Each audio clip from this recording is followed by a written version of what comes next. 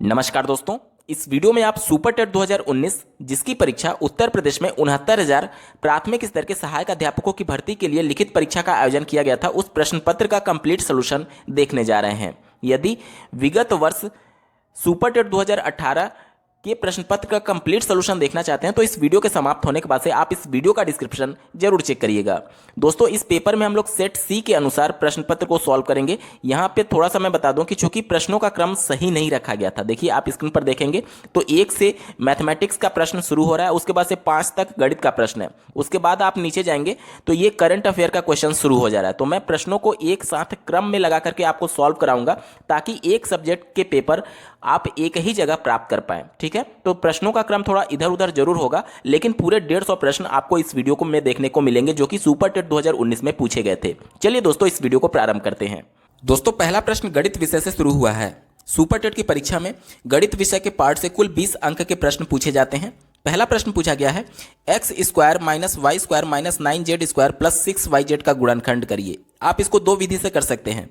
इस पूरे को आप एक स्क्वायर में कन्वर्ट कर सकते हैं, उसके बाद से ए स्क्वायर माइनस बी स्क्वायर का फॉर्मूला लगा सकते हैं, लेकिन ये एक लेंदी प्रोसेस है। आपको कैसे चुटकियों में सॉल्व करना है ताकि आप कम समय में इस प्रश्न को सॉल्व कर पाएं। देखिए, आप स्क्रीन पर देखिए, यहां पर आप देखेंगे तो माइनस वाई स्क्वायर दिया गया है। चारों ऑप्शन में दो दो गुणनखंड दिए गए, यानी दोनों का मल्टीप्लाई करने पर हमें ये ऊपर वाला प्राप्त होना चाहिए। यहां तक क्लियर। अब देखिए, ये वाई स्क्वायर को अगर हम लोग देखें तो इसके पहले माइनस आया हुआ है चिन्ह। ठीक है, यहां पर देखिए, अगर y का y में गुणा कर दे तो y स्क्वायर तो मिल जाएगा, लेकिन यहां पर चिन्ह देखिए प्लस है, यहां पर भी प्लस है, तो यहां पर माइनस नहीं आएगा, इस वजह से ये उत्तर नहीं हो सकता है। दूसरा विकल्प देखिए, यहां y है, यहां पर y है, y स्क्वायर हो जाएगा, लेकिन फिर माइनस माइनस है, तो जब गुणा हो जाएगा तो प्लस में हो जाएगा, जबकि यहां पर क्या था, माइनस था, तो ये भी विकल्प गलत हो गया।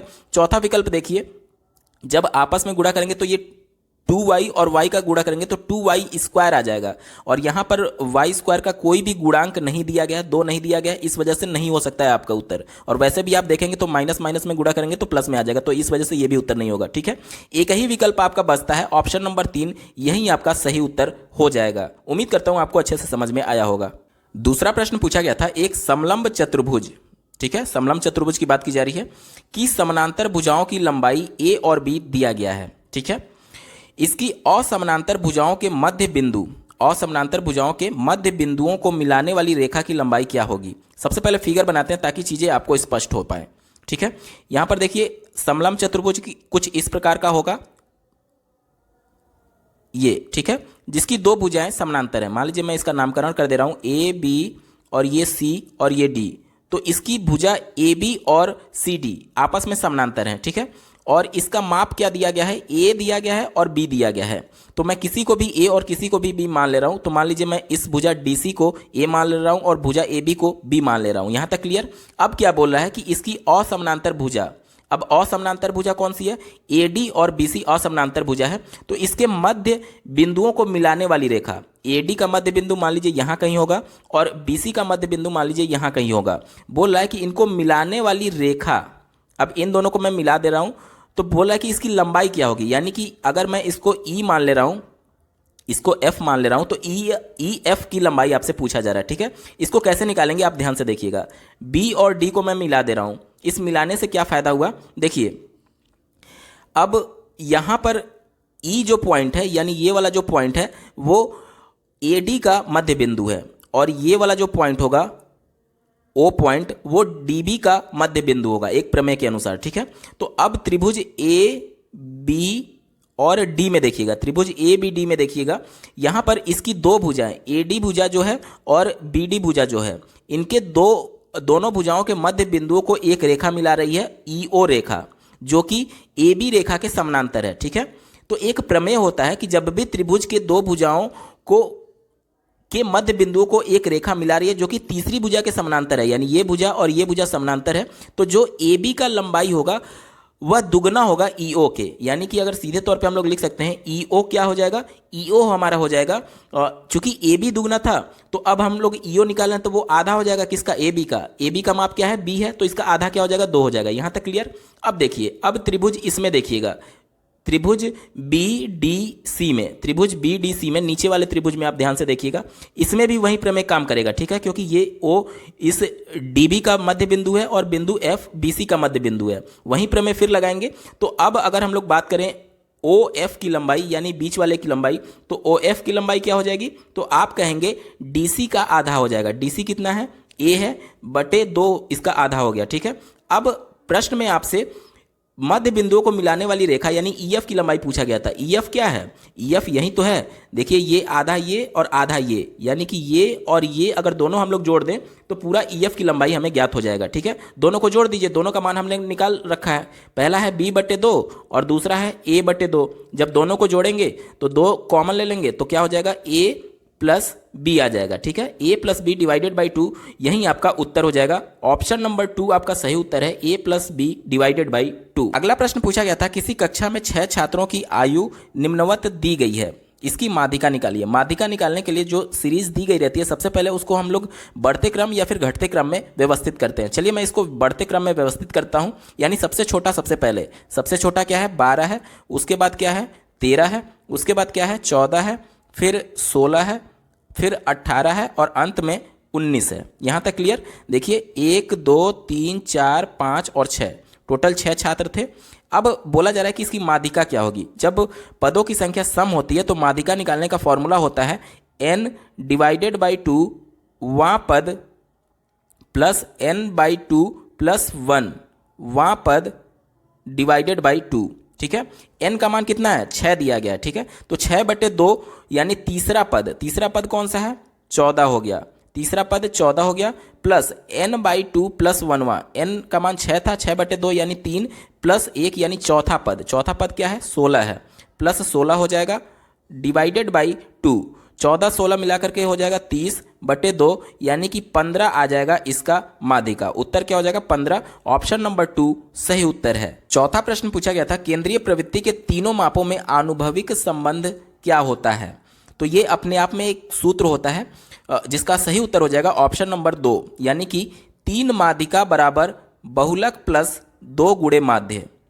बात करेंगे प्रश्न संख्या 5 की, यदि किसी व्यक्ति को विक्रय मूल्य पर 20% की हानि होती है, ध्यान दीजिएगा विक्रय मूल्य पर हानि दिया गया है 20% की। ठीक है, तो क्रय मूल्य पर प्रतिशत हानि क्या होगी। ठीक है, देखिए यहां पर मैं मान रहा हूं कि इसका जो विक्रय मूल्य था वो 100 रुपये था। आप कुछ भी मान सकते हैं, XYZ कुछ भी मान सकते हैं, कोई भी न्यूमेरिक वैल्यू मान सकते हैं, कोई अंतर नहीं पड़ेगा। ठीक है, मैं विक्रय मूल्य मान ले रहा हूं कि 100 रुपये था। अब बोला जा रहा है कि विक्रय मूल्य पर उसको 20% की हानि होती है, तो यहां पर मैं हानि क्या लिख सकता हूं, क्योंकि 20% की हानि हो रही है, 100 का 20% कितना हो जाएगा 20 रुपया हो जाएगा, 20 रुपये का उसको हानि हो गया। यहां तक क्लियर। आगे बोला जा रहा है तो क्रय मूल्य पर प्रतिशत हानि क्या होगी आपसे पूछा जा रहा है। अब देखिए चूंकि हानि हो रही है, इस वजह से हानि हम लोग कैसे निकालते हैं, हानि निकालते हैं कितने में वो वस्तु उसने खरीदा था यानी क्रय मूल्य, और कितने में उस वस्तु को उसने बेचा है यानी कि विक्रय मूल्य। यहां तक क्लियर।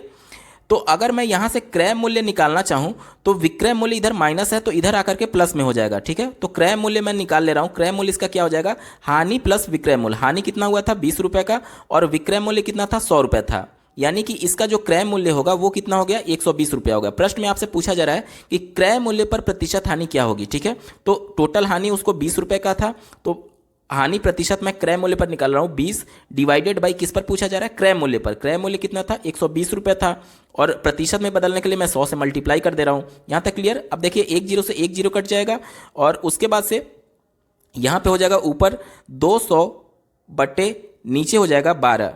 ठीक है, 4 से काटेंगे तो ये 50 बटे 3 आ जाएगा। 50 बटे 3% आपका उत्तर हो जाएगा। ऑप्शन नंबर 4 50 बटे 3 इसका सही उत्तर है। इस पेपर में गणित के 5 प्रश्नों के बाद से गणित का पार्ट प्रश्न नंबर 136 से शुरू हुआ था। आपको असुविधा ना हो इस वजह से मैं सभी प्रश्नों को एक साथ ही सॉल्व करा रहा हूं। ठीक है, चलिए बात करेंगे अगले प्रश्न की। दिया गया है कि b की किस मान के लिए असमीका b² plus 8b is greater than और इक्वल टू 9b प्लस 14 सत्य है। यहां पर 4 आपको ऑप्शंस दिए गए हैं। इन चारों में प्रत्येक मान के लिए अगर ये इक्वेशन फुलफिल करता है तो वही ऑप्शन आपका सही होगा। ठीक है, चलिए सबको सॉल्व करके देखते हैं। पहला ऑप्शन ये दिया गया है कि b का मान -5 से बड़ा है या फिर उसके बराबर है और b का मान 4 से छोटा है या फिर उसके बराबर है, यानी b का रेंज क्या हुआ, तो b का रेंज हो जाएगा देखिए -5 से स्टार्ट हो रहा है, उससे बड़ा चलना है, -5 से बड़ा -4, उससे बड़ा -3, उससे बड़ा -2, उससे बड़ा -1, फिर 0, उसके बाद से 1, फिर 2, फिर 3 और अंत में 4 हो जाएगा। यहाँ तक क्लियर? यानी कि बी के इन सभी मानों के लिए ये जो इक्वेशन है ये फुलफिल होना चाहिए। ठीक है, चलिए मैं इस इक्वेशन में अगर जीरो रख करके देखता हूँ तो देखते हैं क्या फुलफिल हो रहा है। देखिए बी स्क्वायर में जीरो रखेंगे तो इसका मान जीरो हो जाएगा, प्लस 8b में जीरो रखेंगे तो इसका भी मान जीरो हो जाएगा। ठीक है, यानी लेफ्ट हैंड साइड का मान क्या आ गया, जीरो आ गया। अब राइट हैंड साइड देखते हैं, 9b में b का मान मैं रखूंगा जीरो तो जीरो हो जाएगा, प्लस 14, यानी राइट हैंड साइड में 14 आ रहा है। और यहाँ पर दिया गया है कि ग्रेटर देन और इक्वल टू, तो ये इक्वेशन को फुलफिल नहीं कर रहा है क्योंकि जीरो ना तो 14 के बराबर है और ना ही उससे बड़ा है। ठीक है, तो ये क्लियर हो गया कि ऑप्शन नंबर 1 नहीं हो सकता है, तो पहला ऑप्शन गलत। अब चेक करते हैं तीसरे ऑप्शन की। तीसरा ऑप्शन अगर आप ध्यान से देखेंगे तो बी का रेंज देखिए क्या दिया गया है। दिया गया है कि बी का मान जो है वो -4 के बराबर है या फिर उससे बड़ा है, और 5 के बराबर है या फिर उससे छोटा है। तो अब बी का रेंज क्या बनेगा, तो अब बनेगा -4 से बराबर है या फिर उससे बड़ा है। यहाँ तक क्लियर? उसके बाद से देखिए इससे बड़ा क्या हो जाएगा, -3, फिर -2, फिर -1, फिर 0, फिर 1, 2, 3, फिर 4 और 5 बनेगा। ठीक है, इस इक्वेशन के हिसाब से अगर जीरो आप रख करके देखेंगे इस इक्वेशन में, अभी हमने इसको सेटिस्फाई कराने की कोशिश की तो ये फुलफिल नहीं कर रहा था, यानी कि ऑप्शन नंबर 3 भी आपका नहीं होगा। ऑप्शन 1 पहले ही नहीं हुआ। अब एक बार ऑप्शन नंबर बी को चेक कर लेते हैं। देखिए बी का रेंज क्या बनेगा, -4 के बराबर है और इससे छोटा है। इससे छोटा क्या होगा, -5, -6, ये अनंत तक जा सकता है। ठीक है, और इसके अलावा बी का मान दूसरा क्या दिया गया है, ये 5 है के बराबर है या फिर उससे बड़ा है। ठीक है, चलिए अब मैं b का मान 5 ही रख करके देखता हूं और चलिए इसको फुलफिल कराते हैं। 5 का स्क्वायर यानी कि हो जाएगा आपका 25, प्लस 8 गुणे 5 यानी कि 40। यहां तक क्लियर? फिर राइट हैंड साइड अगर मैं लूं तो 9 गुणे 5 यानी कि 45, प्लस 14। ठीक है, देखिए 25 में 40 जोड़ेंगे तो ये 65 आ जाएगा, और इधर राइट हैंड साइड में आप जोड़िए, 45 में 14 जोड़ेंगे तो ये आ जाएगा 59। अब देखिए ये जो इनके बीच में इक्वेशन था ग्रेटर देन और इक्वल टू, तो ये इसको फुलफिल कर रहा है, यानी कि या तो बराबर होगा या तो बड़ा होगा। तो ये इसे 65 इससे 59 से बड़ा है, यानी कि ये फुलफिल कर रहा है। तो इस वजह से ऑप्शन नंबर 2 सही उत्तर हो जाएगा। आप किसी भी वैल्यू को देख कर रख करके देखेंगे तो ऑप्शन नंबर 2 ही इस इक्वेशन को फुलफिल करेगा, यानी कि ऑप्शन नंबर 2 इसका सही उत्तर है। अगला प्रश्न पूछा गया था, संलग्न चित्र में यदि AB प्लस AC बराबर 5AD तथा AC माइनस AD बराबर 8 है तो आयत ABCD का क्षेत्रफल क्या होगा। अगर दिए गए इक्वेशन से आप सॉल्व करने की कोशिश करेंगे तो देखिए 2 इक्वेशन तो दिए गए हैं, लेकिन यहाँ पर वेरिएबल आप देखें तो 1, 2 और 3 वेरिएबल हैं। इस वजह से बहुत ज़्यादा मुश्किल होगा। अगर आप पाइथागोरस प्रमेय का प्रयोग भी करेंगे तो बहुत मुश्किल होगा और बहुत समय लगेगा आपको इसका वैल्यू निकालने के संदर्भ में। इस वजह से हमारी मजबूरी भी है और आप उत्तर ऑप्शंस के माध्यम से बहुत जल्दी निकाल सकते हैं। चलिए देखते हैं कैसे निकाल सकते हैं। प्रश्न में आपसे आयत का क्षेत्रफल पूछा गया था, यानी कि जो यहाँ पर दिए गए हैं वैल्यूज ये सभी क्षेत्रफल हैं, और आयत का क्षेत्रफल होता क्या है, तो आप कहेंगे एरिया बराबर लंबाई गुणे चौड़ाई होता है। ठीक है, यानी कि ये जो भी मान दिया गया है इसमें लंबाई और चौड़ाई का आपस में गुणा किया गया है। ठीक है, अब देखिए अगर इस आयत का लंबाई मैं ऑप्शन 1 को लेकर के मैं चल रहा हूं कि ये हो सकता है कि नहीं। ठीक है, लंबाई अगर मैं 9 मान लूं और चौड़ाई अगर मैं 4 मान लूं, क्यों मैं ऐसा मान रहा हूं, क्योंकि दोनों का आपस में मल्टीप्लाई करेंगे तो 36 आ जाएगा। ठीक है, आप कहेंगे कि सर क्या लंबाई 6 और चौड़ाई 6 नहीं मान सकते हैं क्या, क्योंकि उसका भी गुणा करने पे 36 आएगा। बिल्कुल मान सकते हैं, लेकिन ये फिर एक वर्ग बन जाएगा और प्रश्न में आपसे आयत की बात की गई है, इस वजह से आप 6 गुणे 6 नहीं मान सकते। यहाँ तक क्लियर?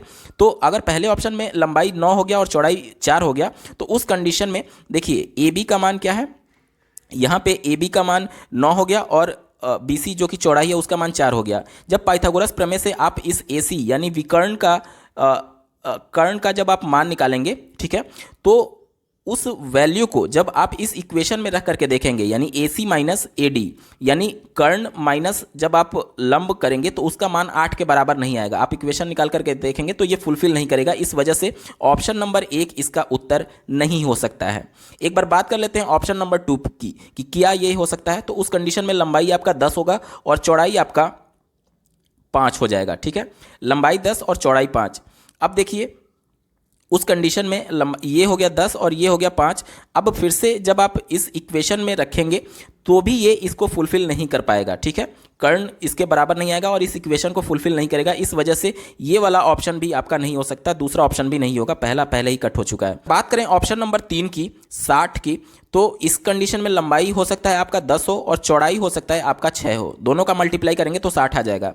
तो इस कंडीशन में भी आप जो कर्ण निकालेंगे वो इस इक्वेशन को फुलफिल नहीं करेगा। लेकिन इसी में एक और पेयर बन सकता है, अगर लंबाई को मैं 12 मान लूँ और चौड़ाई को मैं 5 मान लो तो 12 25 60 होगा, यानी वो इतना क्षेत्रफल आ जाएगा। अब इस कंडीशन में लंबाई आपका क्या हो गया, 12 हो गया, और चौड़ाई क्या हो गया, 5 हो गया। अब इस कंडीशन में पाइथागोरस प्रमेय से इसका कर्ण कितना आ जाएगा, 13 आ जाएगा। यहाँ तक क्लियर। अब इस इक्वेशन में अगर मैं रख करके देखूँ AC कितना है, AC है आपका 13 माइनस AD कितना है, AD आपका BC के बराबर है, यानी कि ये भी 5 हो जाएगा। माइनस 5 मैं करता हूँ तो आपका 8 आना चाहिए। देखिए ये इक्वेशन 8 को फुलफिल कर रहा है, और इसी वैल्यू के लिए लंबाई 12 और चौड़ाई 5 के लिए ये इक्वेशन भी फुलफिल करेगा, यानी कि आपका उत्तर क्या हो जाएगा, 60 वर्ग इकाई। ऑप्शन नंबर 3 आपका सही उत्तर है। उम्मीद करता हूँ आपको अच्छे से समझ में आया होगा। अगला प्रश्न पूछा गया था, यदि दो शंकुओं की ऊंचाइयों में अनुपात 1:4 दिया गया है और उनके व्यासों का अनुपात 4:5 है, तब उनके आयतनों का अनुपात क्या होगा। देखिए प्रश्न में इतनी वैल्यू आपको दी गई है और उनके आयतनों का अनुपात पूछा जा रहा है। आयतन क्या होता है, 1/3 पाई r²h, ये शंकु का आयतन होता है, ठीक है। और अनुपात पूछा है तो दूसरे का भी मैं लिख दे रहा हूँ, पाई r²h। अब पहले का R1H1 है, दूसरे का R2H2 है। यहाँ तक क्लियर। अब देखिए 1/3 पाई, दोनों में कांस्टेंट है तो ये आपस में कट जाएंगे। अनुपात क्या बनेगा, R1/R2 का होल स्क्वायर। अब देखिए R क्या होता है, तो व्यास में अगर हम लोग 2 से भाग दे दें तो D/2, यानी कि D का मान आपको कितना दिया गया है, 4:5 दिया गया है। तो 4/2 का होल स्क्वायर, और नीचे क्या है, R2 का स्क्वायर है, तो R2 क्या हो जाएगा, 5/2 का होल स्क्वायर। यहाँ तक क्लियर। गुड़े देखिए H1 यहाँ पर है और नीचे H2 है, तो H1 का मान कितना दिया गया है, 1/4 दिया गया है, तो 1/4 मैं लिख दे रहा हूँ, ठीक है। अब क्या हो जाएगा, अब हो जाएगा ऊपर देखिए ये 2 से 2 कट जाएगा, और 4 का स्क्वायर हो जाएगा 16, और नीचे 5 का स्क्वायर हो जाएगा 25, और गुड़े 1/4 है, ठीक है। इसे 4 से 16 काटेंगे तो 4 बार में जाएगा, यानी कि आपका अनुपात क्या आ गया, 4/25 अनुपात होगा दोनों शंकुओं के आयतनों का। ऑप्शन नंबर 1 देखिए 4:25 इसका सही उत्तर हो जाएगा। अगला प्रश्न पूछा गया था, प्रथम 9 प्राकृतिक अभाज्य संख्याओं का औसत क्या होगा। अभाज्य संख्या उन संख्याओं को कहते हैं जो सिर्फ केवल अपने आप से डिवाइड होते हैं, ठीक है। तो पहले 9 प्राकृतिक अभाज्य संख्या कौन कौन से होंगे, तो हो जाएगा आपका 2, फिर 3, उसके बाद से 5, फिर 7, उसके बाद से 11, फिर 13 के बाद से 17, उसके बाद से 19 और अंत में 23। देखिए 9 हो गया क्या, 1 2 3 4 5 6 7 8 और 9, इन सबको औसत निकालना है तो सबको जोड़ करके 9 से भाग दे देंगे। सबको जोड़िए, 3 9 12, 12 7 19, 19 3 22, 1 23, 23 7 30, 30 5 35, 35 3 38, 38 2 40 का 0 हाथ में 4, 2 3 4 5 6 और 4 10, यानी सबका योग कितना हो जाएगा, 100 हो जाएगा, और डिवाइडेड बाई 9। 9 से काटेंगे तो कितने बार में जाएगा, तो 9 एकम 9, एक शेष बचा, फिर 10 हो जाएगा, यानी 9 एकम 9 11, और कितना बचेगा, एक शेष बच जाएगा डिवाइडेड बाई 9, यानी कि 11 सही 1/9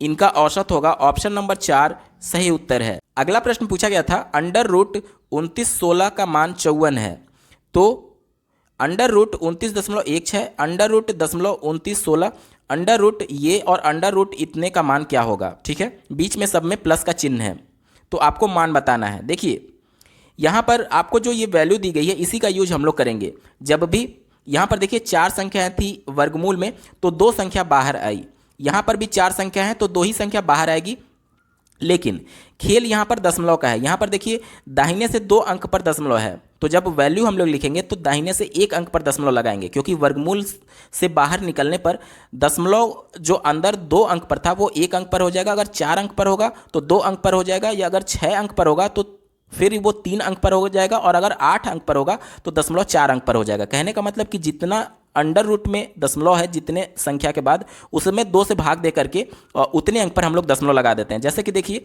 यहाँ पर 29/16 का मान कितना है, 29/16 का मान पहले तो हम लोग 54 लिख लेंगे, ठीक है। 54 लिख लिया मैंने। उसके बाद से देखिए दाहिने से 2 अंक के बाद दशमलव था, तो यहाँ पे दाहिने से मैं 1 अंक के बाद दशमलव लगा दूंगा, ठीक है। उसके बाद से इस वैल्यू को देखिए 2916 का मान, तो पहले मैं 54 लिख लूंगा।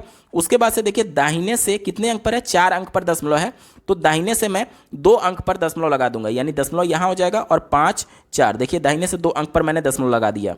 अब इस वाले वैल्यू को देखिए 2916 का तो 54 हो जाएगा, लेकिन दाहिने से 6 अंक पर दशमलव है, तो यहाँ पर दाहिने से 3 अंक पर दशमलव मैं लगा दूंगा। चूंकि 2 ही अंक है तो पहले 0 लगा करके फिर 5 और 4 हो जाएगा। उसके बाद से इसमें देखेंगे तो 8 अंक पर दशमलव है, तो जब वर्गमूल निकलेगा तो 4 अंक पर दशमलव लगेगा। 2 0 लगा करके मैंने 5 और 4 लिख दिया। अब सबको जोड़ दीजिए, देखिए ये 4 हो जाएगा और ये 4 5 9 हो जाएगा और ये 4 5 9 हो जाएगा, ये भी 4 5 9 हो जाएगा, 0.5 हो जाएगा, यानी 5.9994। 5.3 बार 9 है और फिर 4 है, तो आपका उत्तर कौन सा हो जाएगा? ऑप्शन नंबर 1, 5.3 बार 9 और 4 सही उत्तर है। अगला प्रश्न पूछा गया था, 3 संख्याओं का योग 98 दिया गया है, यदि पहली और दूसरी संख्या के बीच अनुपात 2:3 है। मान लीजिए पहली संख्या 2 है तो दूसरी संख्या कितनी दी गई है? 3 दी गई है, दोनों में अनुपात 2:3 का है, और दूसरी और तीसरी के बीच अनुपात 5:8 का है। दूसरी के नीचे मैं दूसरी का अनुपात लिख दे रहा हूँ 5 और तीसरी का अनुपात कितना है? 8 है। अब मैं कोशिश ये करूंगा कि पहले, दूसरे और तीसरे संख्या के बीच अनुपात निकाल लूं। क्यों निकाल रहा हूं ऐसा? क्योंकि यहां पर देखिए दूसरी संख्या पूछी जा रही है। जब तीनों संख्याओं में अनुपात पता रहेगा तभी तीनों संख्याओं को जोड़ करके हम लोग इस इक्वेशन का यूज करके दूसरी संख्या निकाल पाएंगे, ठीक है। तो तीनों में पहले अनुपात निकाल लेते हैं। देखिए 2 का 5 में गुणा करेंगे तो हो जाएगा 10, 3 का 5 में गुणा करेंगे तो हो जाएगा 15 और 3 का 8 में गुणा करेंगे तो हो जाएगा 24। यानी तीनों संख्याओं के बीच अनुपात कितना आ गया? 10 का, 5 का और 24 का। अब तीनों को जब आप जोड़ेंगे, तीनों को जोड़िए तो देखिए 10 और 15 25 और 24 49 हो जाएगा। अगर मैं तीनों संख्याओं को अलग अलग मानूं, पहली संख्या 10x, दूसरी संख्या 15x और तीसरी संख्या 24x, तो तीनों संख्याओं का योग मैं कर दूं तो क्या आ जाएगा? 49x। और प्रश्न में आपको दिया गया है 3 संख्याओं का योग कितना है? 98, यानी कि 49x बराबर 98 हो गया। तो यहां से x का मान कितना आ जाएगा? 2 आ जाएगा, x का मान 2 आ जाएगा, ठीक है। अब दूसरी संख्या आपसे पूछा जा रहा है, दूसरी संख्या का, तीनों संख्याओं में दूसरी संख्या का अनुपात कितना था? 15 का था, ठीक है। तो दूसरी संख्या क्या हो जाएगी? 15x हो जाएगी, और 15 गुणे x का मान कितना आया हुआ है? 2 आया हुआ है, इसलिए दूसरी संख्या क्या हो जाएगी? 30 हो जाएगी। दूसरी संख्या का मान क्या हो जाएगा? 30 हो जाएगा। अब प्रश्न में देखिए ऑप्शन नंबर 3 में 30 ऑप्शन दिया गया है, ऑप्शन नंबर 3 सही उत्तर है। अगला प्रश्न पूछा गया था, यदि r त्रिज्या के एक वृत्त के अंतर्गत एक समषट्भुज विनिर्मित हो तो उसका परिमाप क्या होगा? देखिए कहा क्या जा रहा है कि एक वृत्त दिया गया है, ठीक है। मान लीजिए यहां मैं बनाता हूं, एक वृत्त है और कहा जा रहा है कि इसके अंदर एक समषट्भुज है जिसकी 6 भुजाएं होंगी और 6 भुजाएं बराबर हैं, क्योंकि समषट्भुज की बात की जा रही है, ठीक है। तो चलिए मैं इसके अंदर 6 भुजा बना देता हूं। एक भुजा ये हो गया, दूसरा ये हो गया, तीसरा ये हो गया, इसके बाद से चौथा भुजा ये हो गया, पांचवा भुजा ये हो गया और छठवां भुजा ये हो गया। यहाँ तक क्लियर? ये सब कुछ सभी भुजाएं बराबर हैं क्योंकि समषट्भुज की बात की जा रही है, और इस वृत्त का कहीं ना कहीं यहाँ पर केंद्र होगा। अगर मैं इस केंद्र बिंदु से सभी इस कोने को मिला देता हूं तो ये क्या हो जाएंगी? आपस में बराबर हो जाएंगी। क्यों? क्योंकि ये सभी त्रिज्याएं हैं, ये और ये सभी त्रिज्या है, तो सबका मान r हो जाएगा, ठीक है। अब अगर इस केंद्र बिंदु की बात की जाए तो इसके चारों ओर, मान लीजिए ये कोई पॉइंट है, तो इसके चारों ओर कितने अंश का कोण बनेगा? आप कहेंगे 360 अंश का कोण बनेगा। अब ये देखिए, ये सभी भुजाएं जब आपस में बराबर हैं तो ये जो पार्ट बन रहे हैं, यानी 1 पार्ट, 2 पार्ट, 3 पार्ट, 4 पार्ट, 5 और ये 6, ये सभी 6 पार्ट भी आपस में बराबर होंगे, यानी कि जो ये वाला कोण बनेगा सबका, केंद्र पर जो सबका कोण बनेगा वो भी बराबर होगा। तो अगर 6 पार्ट बन रहे हैं तो 6 से मैं भाग दे रहा हूं, तो सभी पार्ट का मान कितना आ गया? 60 अंश। आप कहेंगे कि ये प्रत्येक कोण केंद्र पर 60 अंश का कोण बनाएगा। यहां तक क्लियर? अब इस त्रिभुज में देखिएगा, ध्यान से देखिएगा, इस त्रिभुज में, ठीक है, इस त्रिभुज में आप देखेंगे तो ये भुजा और ये भुजा आपस में बराबर है। क्यों? क्योंकि त्रिज्या था। जब ये आपस में बराबर है तो ये कोण और ये कोण भी बराबर होगा, ठीक है। जब ये पहला वाला कोण 60 अंश का हो गया तो और ये बराबर है, तो ये भी तो 60 और 60 का अंश का हो जाएगा। तो यानी इस त्रिभुज में तीनों कोण बराबर हो गए। तीनों जब कोण बराबर हो गए तो तीनों भुजाएं भी बराबर होंगी। जब ये r है, ये r है, तो ये भी तो r होगा। अब इस त्रिभुज में अगर देखा जाए तो तीनों भुजाएं बराबर होने से इस समषट्भुज की एक भुजा हमको मिल गई। एक भुजा कितनी की है? एक भुजा है उसकी लंबाई है r। ठीक है, अब देखिए चूंकि समषटभुज है इसलिए सभी भुजाएं इसकी बराबर होंगी, यानी सभी भुजाएं कितनी हो जाएंगी, r हो जाएंगी सभी भुजाएं।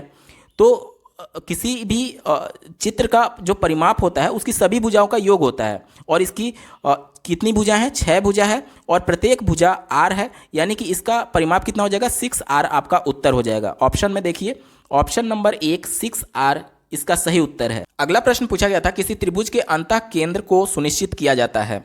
अंतः केंद्र क्या होता है पहले इसको समझ लीजिए। तो मान लीजिए कि यहाँ पर एक त्रिभुज है, ठीक है, इस त्रिभुज में 3 भुजाएं और 3 कोण हैं।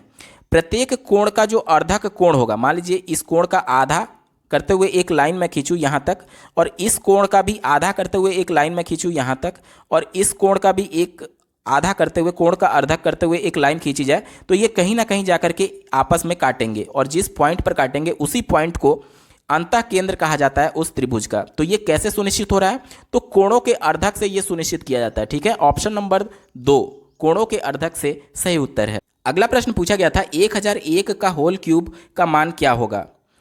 देखिए इस प्रश्न को जब आप कैलकुलेट करेंगे तो कम से कम 1 से 2 मिनट का समय आप ले लेंगे, लेकिन आप इसको कैलकुलेट करने की आवश्यकता ही नहीं है, दिए गए विकल्प से ही आप इसका उत्तर निकाल सकते हैं। थोड़ा सा मैं आपको कॉन्सेप्ट बता देता हूं। देखिए जब भी मैं आपसे पूछूं कि 10 का क्यूब क्या होगा, तो आप कहेंगे कि 10 का क्यूब 1000 होता है। अगर मैं आपसे बोलूं कि 100 का क्यूब क्या होता है, तो आप कहेंगे 100 का क्यूब में 1 के आगे 6 जीरो लग जाते हैं। ठीक है, अब आप एक नियम देखिए कि अगर 1 जीरो है तो 1 में 3 से, यहाँ पर जो घात है 1 में 3 से गुणा कर दिया जाए, यानी कि 3 आगे जीरो लग गया। अब यहाँ पर देखिए 2 जीरो है, यानी 2 को अगर मैं इस 3 से गुणा कर दूं तो आगे 6 जीरो लग गया। अब आप बताइए कि अगर मैं 1000 का क्यूब आपसे पूछूं तो क्या कैलकुलेट करने की आवश्यकता है, आप कहेंगे बिल्कुल नहीं। यहाँ पर 3 जीरो है तो 3 का इस घात 3 में गुणा कर देंगे, यानी 1 के आगे 9 जीरो लग जाएगा। इतना तक क्लियर हो गया। तो आगे 1 के आगे कितना, 9 जीरो लग जाएगा, ये हो जाएगा। अब उसी कॉन्सेप्ट का अगर मैं यूज करूं, देखिए यहाँ पर 1 के आगे 3 संख्या है और ऊपर में क्यूब है, तो ये तो कंफर्म है कि जो भी संख्या हमारा उत्तर होगा उसमें 1 के आगे 9 संख्याएं कम से कम होंगी ही होंगी। यहाँ तक क्लियर। अब देखिए ऑप्शन नंबर 1 को देखिए, ये 1 को हटा दिया जाए और उसके बाद से संख्याएं गिनिए, 1 2 3 4 5 6 7 8। ये उत्तर नहीं हो सकता क्योंकि 1 के आगे 8 ही संख्या है। दूसरा देखिए 1 को हटा दीजिए, उसके बाद से गिनिए 1 2 3 4 5 6 7 8। ये भी उत्तर नहीं हो सकता क्योंकि 1 के बाद 8 ही संख्या है। चौथे विकल्प को देखिए, 1 को मैं हटा देता हूं, उसके बाद गिनिए 1 2 3 4 5 6 7 8। ये भी उत्तर नहीं होगा। तीसरे विकल्प को देखिए, 1 को मैं हटा देता हूं, उसके बाद गिनिए 1 2 3 4 5 6 7 8 9। यही एक ऑप्शन है जो कि उत्तर हो सकता है, तो आपको कैलकुलेट करने की आवश्यकता ही नहीं थी। ऑप्शन नंबर 3 इसका सही उत्तर है। अगला प्रश्न पूछा गया था, यदि किसी संख्या का 20% 120 हो तो उसी संख्या का 120% कितना होगा। यूनिटरी मेथड से आप इसको सॉल्व कर सकते हैं। दिया गया है कि 20% का मान 120 है, तो आपसे 120% का मान पूछा जा रहा है। ठीक है, सीधे तौर पर आप ये देख सकते हैं कि ये इसका 6 गुना है, तो आप इसको 6 गुना करके 720 आप डायरेक्टली उत्तर लिख सकते हैं। ठीक है, यही आपका उत्तर हो जाएगा। ऑप्शन नंबर 4 सही उत्तर होगा। या फिर यूनिटरी मेथड से भी अगर आप करने चाहें तो ऐसा ही होगा। देखिए 20 का मान कितना दिया गया है, 20% का मान दिया गया है 120, और 120% का मान आपसे पूछा जा रहा है, तो क्या हो जाएगा 120 गुणे 120 डिवाइडेड बाई 20। ये 20 से इसको काटेंगे तो 6 बार में जाएगा, और बार 6 72, यानी कि 720। इस तरीके से भी उत्तर आ रहा है। ऑप्शन नंबर 4 आपका सही उत्तर होगा। अगला प्रश्न पूछा गया था, निम्नलिखित में से सबसे छोटी भिन्न कौन सी है। दिए गए भिन्न में जो सबसे छोटी भिन्न होगी वही आपका उत्तर होगा। इस प्रश्न को सॉल्व करने के 2 विधि हो सकते हैं। पहला तो ये हो सकता है कि आप सभी भिन्न के जो हर हैं इसको समान कर दीजिए। समान करने के लिए आपको पहले एलसीएम लेकर के फिर इसको समान करना होगा, लेकिन इसमें आपको काफ़ी लंबा वक्त लग सकता है। तो इससे अच्छा आप जल्दी से सभी में भाग दे लें। ठीक है, सबसे पहले एक एक संख्या तक भाग देंगे आप। तो देखिए 11 5 55, यानी कि 0.5 बार में जाएगा। ये देखिए 18 सते 126 होता है, यानी इसका मान आ जाएगा लगभग 0.7 आ जाएगा। इसको जब आप भाग देंगे तो देखिए 20 छक्का 120, लगभग 6 बार में ये जा रहा है, तो ये 0.6 आ जाएगा। उसके बाद से इसको भाग देंगे तो ये लगभग 5 बार में जाएगा, 0.5 आ जाएगा। और उसके बाद से जब आप इसको भाग देंगे तो 6 8 48 होगा, यानी 0.8 बार में जाएगा। अब देखिए ये हो गया, ये हो गया और ये हो गया, ये तीनों तो उत्तर हो ही नहीं सकते। क्यों नहीं हो सकते, क्योंकि ये बड़े बड़े हैं। और आपका फाइट है इसी में 0.5 में और यहाँ भी 0.5 है। तो अब चलिए एक अंक और आपको बढ़ा करके देखना होगा कि अब इन दोनों में छोटा कौन है।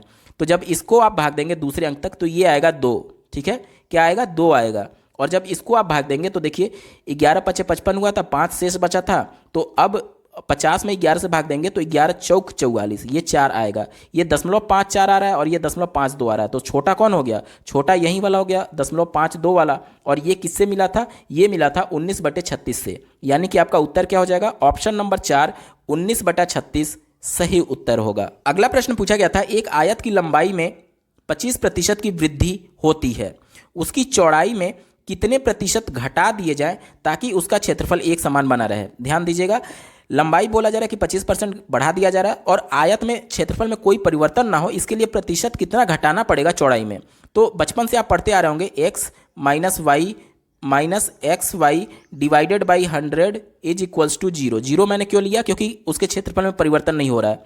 x के जगह आप 25% रख दीजिए, y आपका निकालना है, और माइनस मैंने क्यों लिया, क्योंकि यहाँ पर देखिए घटाना है, इस वजह से।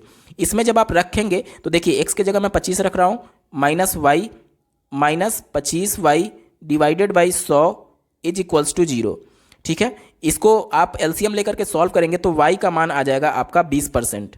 यहाँ तक क्लियर। लेकिन ये एक लेंदी प्रोसेस है, आप इसको जल्दी से चुटकियों में भी सॉल्व कर सकते हैं। देखिए यहाँ पर वृद्धि कितना किया गया है, 25%। 25% को अगर मैं भिन्न में बदलूँ तो परसेंट को हटा करके 100 से भाग दे देते हैं, तो यानी कि क्या आ जाएगा, 1/4 आ जाएगा। अब पूछा जा रहा है कि कितने प्रतिशत घटा दिए जाएं। 1/4 हमारा भिन्न आ गया, अब 1/4 में हमको घटाना है। तो यहाँ पर देखिए सीधे तौर पर हम लोग इसमें क्या करते हैं, 100 से मल्टीप्लाई कर देते हैं और ये ऊपर वाला जो भिन्न है नीचे आकर के जोड़ देते हैं, 4 + 1 कर देंगे, यानी 100 डिवाइडेड बाई 5 हो जाएगा। तो आपका मान कितना आ जाएगा, 20%। उसके अगर चौड़ाई में घटा दिया जाए तो उसके क्षेत्रफल में कोई भी परिवर्तन नहीं होगा, ठीक है। ऑप्शन नंबर 2 20% इसका सही उत्तर होगा। अगला प्रश्न पूछा गया था 1.27 जिसमें 0.27 पर बार दिया गया है, इसका मान किसके बराबर है। पहले तो इसका मतलब समझिए कि इसका मतलब होता क्या है। 1.27 पर बार का मतलब ये होता है कि यही संख्या बार बार रिपीट हो रही है, यानी कि क्या हो जाएगा 1.27 और फिर यही संख्या रिपीट होगी, फिर यही संख्या रिपीट होगी, अनंत तक यही चीज़ें चलती रहेंगी, ठीक है। तो इसको भिन्न में बदलना है, यही प्रश्न में पूछा जा रहा है। देखिए इस प्रकार के प्रश्नों को सॉल्व करने के लिए अगर मैं ये बोलूं कि अगर 1.27 है तो क्या मैं इसको 1 प्लस 0.027 लिख सकता हूं, बिल्कुल लिख सकता हूं, क्योंकि जब आप इसको जोड़ेंगे तो 1.27 आ जाएगा, ठीक है। वही चीज़ मैं यहाँ पर कॉन्सेप्ट अपनाऊंगा। यहाँ पर देखिए 1.27 पर बार दिया गया है, तो इसको मैं अलग अलग कर दे रहा हूँ। जो पूर्णांक है 1 इसको अलग कर दे रहा हूँ और जो दशमलव में है उसको अलग कर दे रहा हूँ और इस पर बार दिया गया है। तो एक तो वैसे ही रहेगा और इसको भिन्न में कन्वर्ट करने के लिए एक नियम होता है कि देखिए जो पहले संख्या दी गई है, संख्या कितनी है 27 है, 27 को मैं हूबहू लिख लेता हूँ। उसके बाद से 27 में कुल कितने अंक हैं, तो आप कहेंगे एक अंक हो गया 7, एक अंक हो गया 2, 2 अंक है, तो उतने जितने अंक होंगे उतने 9 आप नीचे लिख देंगे। फिर से समझिए, यहाँ पर मैं कह रहा हूँ 0.27 को भिन्न में बदलना है, ये बार वाले को लेकर के। तो इसके लिए सबसे पहले जो संख्या दी गई रहेगी 27 में ऊपर अंश में लिख लूंगा और हर में जितने अंक होंगे, एक अंक ये, एक अंक ये, तो उतने 9 मैं लिख दूंगा। यहाँ तक क्लियर।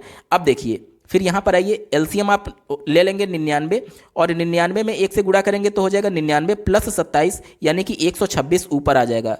तो आपका मान क्या आ जाएगा 126/99, ठीक है। अब इसको अगर हम लोग 9 से काटें तो देखिए 9 11 9 99 हो जाएगा और इसको 9 से काटें तो 9 एकम 9 बचेगा 3, 9 चौक 36 यानी कि 14/11 आपका उत्तर हो जाएगा। ऑप्शन नंबर 3 14/11 सही उत्तर है। अगला प्रश्न पूछा गया था एक धन चक्रवृद्धि ब्याज की दर से 15 वर्षों में दोगुना हो जाता है, ठीक है। 15 वर्ष में दोगुना हो रहा है, तो ये पूछा जा रहा है कि 8 गुना होने में कितना समय लगेगा, 8 गुना कब हो जाएगा, कितने समय में हो जाएगा। इस प्रकार के प्रश्नों को जब आप सॉल्व करेंगे तो देखिए यहाँ पर चक्रवृद्धि ब्याज की बात की गई है, तो इसको सॉल्व करने में नियम कानून से बहुत लंबा वक्त लग जाएगा। इसके लिए एक ट्रिक होता है, देखिए यहाँ पर मैं लिख रहा हूँ कितना गुना हो जाता है और कितने वर्ष में हो जाता है। पहला ये दिया गया था कि 2 गुना हो जाता है, तो गुने के नीचे मैं 2 लिख दे रहा हूँ और कितने वर्षों में हो जाता है, तो आप कहेंगे 15 वर्षों में हो जा रहा है, तो 15 वर्ष में लिख दे रहा हूँ वर्ष के नीचे। अब पूछा जा रहा है कि 8 गुना कितने समय में होगा, तो यहाँ पर फिर मैं 8 लिख रहा हूँ गुने के नीचे और वर्ष वाला हमको निकालना है, ठीक है। अब देखिए यहाँ पर 8 को मैं क्या लिख सकता हूँ, आप कहेंगे कि 2 पर घात 3 लिख सकते हैं। तो सीधे तौर पर जो घात आ गया इसी का इस वर्ष में गुणा कर देंगे, यानी 15 तियां 45 वर्ष में ये धन 8 गुना हो जाएगा। यही आपका उत्तर हो जाएगा ऑप्शन नंबर 3, 45 वर्षों में सही उत्तर है। गणित पार्ट का अंतिम प्रश्न पूछा गया था, यदि a पर घात x बराबर b पर घात y बराबर c पर घात z तथा b स्क्वायर बराबर ac हो तो y का मान क्या होगा। देखिए यही प्रश्न में आपसे दिया गया है। अब देखिए इस इक्वेशन को लेकर के हम लोग सॉल्व करने की कोशिश करेंगे। यहाँ पर दिया गया है a पर घात x बराबर b पर घात y बराबर c पर घात z, इसको मैं k के बराबर मान ले रहा हूँ, ठीक है।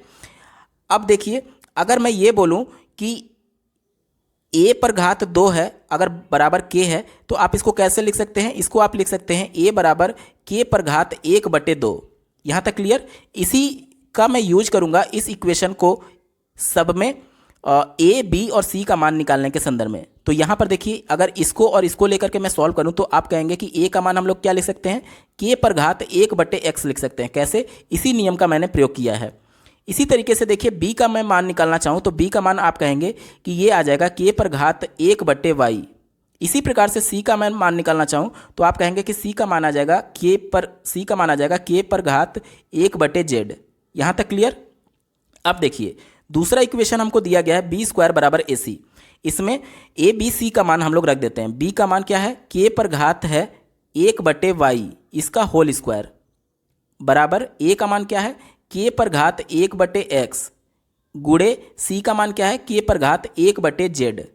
अब देखिए यहाँ पर आधार समान है इसलिए घात आपस में जुड़ जाएंगी। तो क्या हो जाएगा, k पर घात 1/x प्लस 1/z हो जाएगा। और यहाँ क्या हो जाएगा, ये हो जाएगा k पर घात 2/y हो जाएगा। अब देखिए दोनों तरफ आधार समान है इसलिए घात भी समान होगा। यहाँ पर मैं लिख रहा हूँ, देखिए क्या हो जाएगा, 2 डिवाइडेड बाई y बराबर ये हो जाएगा 1/x प्लस 1/z।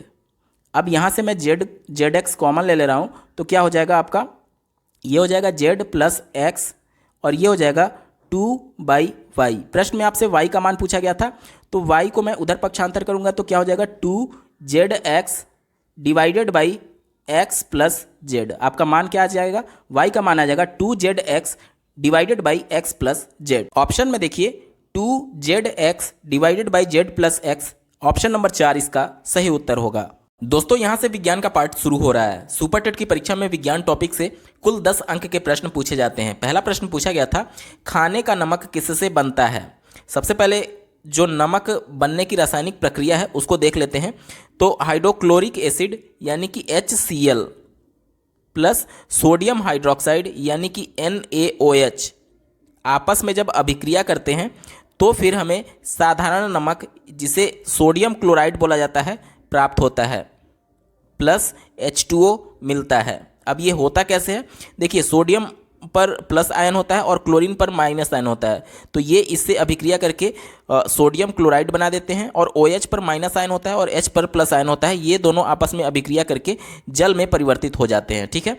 तो यहीं आपसे पूछा जा रहा है कि खाने का जो नमक है वो किससे बनता है, यानी कि सोडियम हाइड्रोक्साइड और हाइड्रोक्लोरिक एसिड किस प्रकार के अम्ल और क्षार हैं, इसके बारे में आपसे पूछा जा रहा है। तो देखिए जो हाइड्रोक्लोरिक एसिड होता है ये एक मजबूत अम्ल होता है जिसे प्रबल अम्ल भी कहा जाता है, और सोडियम हाइड्रोक्साइड जो होता है ये एक प्रबल क्षार होता है और इसी को मजबूत क्षार के नाम से भी जाना जाता है। तो आपका उत्तर हो जाएगा ऑप्शन नंबर 2, मजबूत अम्ल एवं मजबूत क्षार से खाने का नमक बनता है। अगला प्रश्न पूछा गया था, किसी पिंड की गतिज ऊर्जा अपने प्रारंभिक मान का 4 गुना हो जाए तब नया संवेग क्या होगा। ठीक है, गतिज ऊर्जा आप लोग फॉर्मूला जानते होंगे, के से डिनोट करते हैं काइनेटिक एनर्जी। इसका फॉर्मूला होता है हाफ mv², जहां m उसका द्रव्यमान है और v वेलोसिटी है यानी वेग है। ठीक है, अब यहाँ पर क्या कहा जा रहा है कि जो गतिज ऊर्जा है अपने प्रारंभिक मान का 4 गुना हो जा रहा है।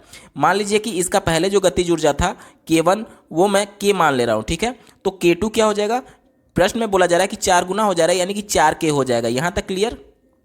अब देखिए कहा जा रहा है कि तब नया संवेग क्या होगा। संवेग क्या होता है, तो संवेग को p से डिनोट करते हैं। p बराबर होता है m × v। इस वाले इक्वेशन में ध्यान से देखिएगा, अगर मैं इसमें k बराबर क्या है हाफ m वी स्क्वायर है। अगर मैं इसमें अंश और हर में m से गुणा कर दूं तो क्या इसमें कोई प्रभाव पड़ेगा? आप कहेंगे कि नहीं पड़ेगा, क्योंकि इस m से ये m कट जाएगा और पहले वाला मिल जाएगा।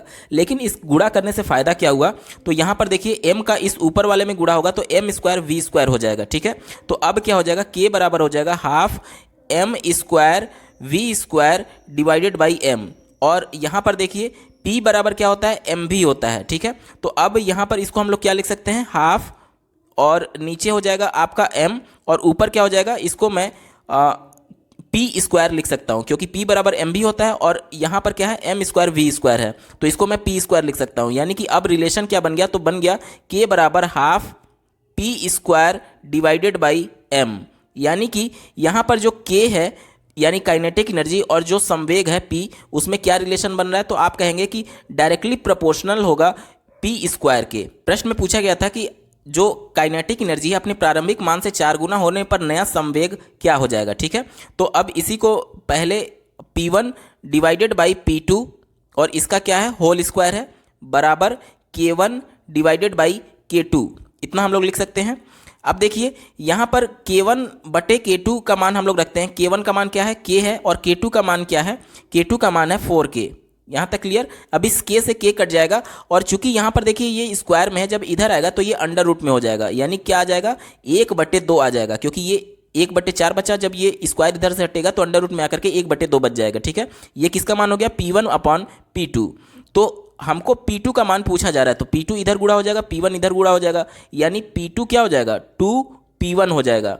यानी कि यही प्रश्न में पूछा गया था कि नया संवेग क्या होगा? तो नया संवेग P2 था और पुराना संवेग P1 था, तो जो नया संवेग होगा वो प्रारंभिक संवेग का दुगुना हो जाएगा। ठीक है, आप ऑप्शन में देखिए यहाँ पर दिया गया है नया संवेग जो होगा वो प्रारंभिक संवेग का दुगुना होगा। ऑप्शन नंबर 3 आपका सही उत्तर है। अगला प्रश्न पूछा गया था ध्वनि तरंगों की प्रकृति क्या होती है? आपका उत्तर हो जाएगा ऑप्शन नंबर 2 अनुदैर्ध्य तरंग। अनुप्रस्थ और अनुदैर्ध्य तरंग में क्या अंतर है? थोड़ा सा आप समझ लीजिए। सबसे पहले बात करेंगे ध्वनि तरंगों की अनुदैर्ध्य की। तो जो ध्वनि चलने की दिशा है, मान लीजिए ध्वनि इस दिशा में चल रही है, तो जो इसके कंपन करने की दिशा होगी वो भी इसी दिशा में होगी, ऐसे। ठीक है, और ध्वनि जिस दिशा में चल रही है उसी दिशा में ये कंपन करेगी। और अगर बात करें अनुप्रस्थ तरंगों की, तो अनुप्रस्थ तरंग का मतलब ये होता है कि जिस दिशा में तरंग चल रही है उसके लंबवत ये कंपन करती है, ऐसे ऐसे। ठीक है, देखिए डायरेक्शन इधर है लेकिन इसके लंबवत ऐसे ऐसे कंपन करती है। तो प्रश्न में पूछा गया था ध्वनि के बारे में, तो ध्वनि हमेशा जिस दिशा में चलती है उसी दिशा में कंपन करते हुए चलती है, यानी कि ऐसे ऐसे। तो इस वजह से इसका उत्तर हो जाएगा ऑप्शन नंबर 2 अनुदैर्ध्य तरंग। अगला प्रश्न पूछा गया था 1 माइक्रोन, जिसे म्यू से डिनोट करते हैं, किसके बराबर होता है? तो 1 माइक्रोन में 10⁻⁻⁶ मीटर होता है। ऑप्शन नंबर 3 इसका सही उत्तर हो जाएगा। अगला प्रश्न पूछा गया था वातावरण का वह क्षेत्र जिसमें ओजोन परत उपस्थित रहती है क्या कहलाता है? तो मान लीजिए ये पृथ्वी है, तो सबसे पहली वाली जो परत पड़ेगी इसको क्षोभ मंडल बोलते हैं, उसके ऊपर जो पड़ती है उसको समताप मंडल बोलते हैं, समताप मंडल बोलते हैं। ठीक है, क्षोभ मंडल के ऊपर ये पाई जाती है और इसी समताप मंडल में ही यहाँ पर ओजोन लेयर पाया जाता है। और यहाँ पर जो चारों नाम दिए गए हैं ये अंग्रेजी नाम दिए गए हैं। समताप मंडल को ही स्ट्रेटोस्फीयर के नाम से जाना जाता है। तो आपका ओजोन परत किस परत में उपस्थित है? तो ये स्ट्रेटोस्फीयर में पाया जाता है। ऑप्शन नंबर 4 सही उत्तर है। अगला प्रश्न पूछा गया था श्वास छिद्र का उपयोग श्वास लेने के लिए किसके द्वारा किया जाता है? तो तिलचट्टा श्वास छिद्र का उपयोग करता है श्वास लेने के लिए। ऑप्शन नंबर 2 सही उत्तर होगा। अगला प्रश्न पूछा गया था सरल रेखा में गतिशील किसी कण की स्थिति यानी पोजीशन दिया गया है x, समय के साथ संबंध x बराबर 6t² - 5t के अनुसार बदलती है, जहां x मीटर में है और t सेकंड में है। कण का प्रारंभिक वेग क्या होगा? ठीक है, यहाँ पर देखिए रिलेशन आपको दिया गया है कि जो x है इसकी जो पोजीशन है t के रिस्पेक्ट में, यहाँ पर इक्वेशन दिया गया है 6t² - 5t। तो समय के सापेक्ष अगर इसका डेरिवेशन कर दिया जाए तो हमें क्या मिल जाएगा? वेलोसिटी मिल जाएगा। ठीक है, वेलोसिटी मिल जाएगा। और जब समय के सापेक्ष इसका डेरिवेशन होगा तो क्या मिल जाएगा? देखिए ये इसका इसमें गुणा हो जाता है, तो 6 दूनी 12 t हो जाएगा और ये -5 बचेगा। यहाँ तक क्लियर? अब यहाँ पर देखिए न्यूटन का प्रथम नियम क्या कहता है? न्यूटन का प्रथम नियम ये कहता है कि अंतिम वेग यानी v जो होता है वो u + at के बराबर होता है। क्या होता है?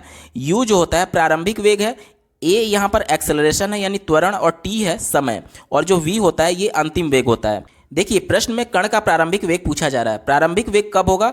जब समय का मान 0 होगा, क्योंकि जब कण चलना प्रारंभ नहीं किया है उस कंडीशन में, जब वो अपनी वेग में परिवर्तन ही नहीं करेगा, यानी कि एक्सेलरेशन भी उसका यानी कि त्वरण भी 0 होगा, उस कंडीशन में टी का वैल्यू आप 0 रखेंगे। तो यहाँ पर अगर इस इक्वेशन में मैं टी का वैल्यू 0 रख दूं तो क्या मिल जाएगा? यहाँ पर देखिए इस इक्वेशन में न्यूटन का जो पहला नियम है, यहाँ पर अगर टी का वैल्यू 0 रखेंगे तो जो v है यानी अंतिम वेग है वो u के बराबर हो जाएगा। यानी कि अगर समय शुरू नहीं हुआ है, वो कण चलना प्रारंभ नहीं किया है, तो अंतिम वेग जो होगा वो उसके प्रारंभिक वेग के बराबर होगा। यहाँ तक क्लियर?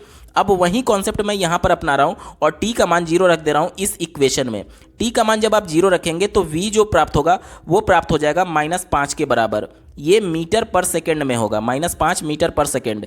अब देखिए यहाँ पर जो v मिला है ये अंतिम वेग को डिनोट कर रहा है, लेकिन यहाँ न्यूटन के प्रथम नियम से जब हमने t का वैल्यू 0 रखा तो जो अंतिम वेग है वही प्रारंभिक वेग के बराबर हो रहा है। ठीक है, और प्रश्न में आपसे प्रारंभिक वेग के बारे में ही चर्चा की गई थी। तो प्रारंभिक वेग और अंतिम वेग का मान कितना आ गया? -5 मीटर पर सेकेंड आपका उत्तर हो जाएगा। ऑप्शन में देखिए ऑप्शन नंबर 2 इसका सही उत्तर हो जाएगा। अगला प्रश्न पूछा गया था किसकी कमी से रतौंधी होती है? तो विटामिन ए की कमी से रतौंधी नामक बीमारी होती है। ऑप्शन नंबर 1 सही उत्तर हो जाएगा।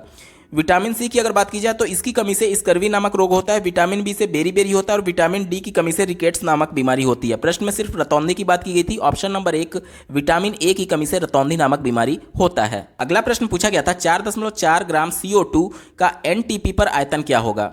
ठीक है, एनटीपी मतलब नॉर्मल टेम्परेचर एंड प्रेशर, यानी सामान्य ताप दाब पर 4.4 ग्राम कार्बन डाइऑक्साइड का आयतन आपसे पूछा जा रहा है।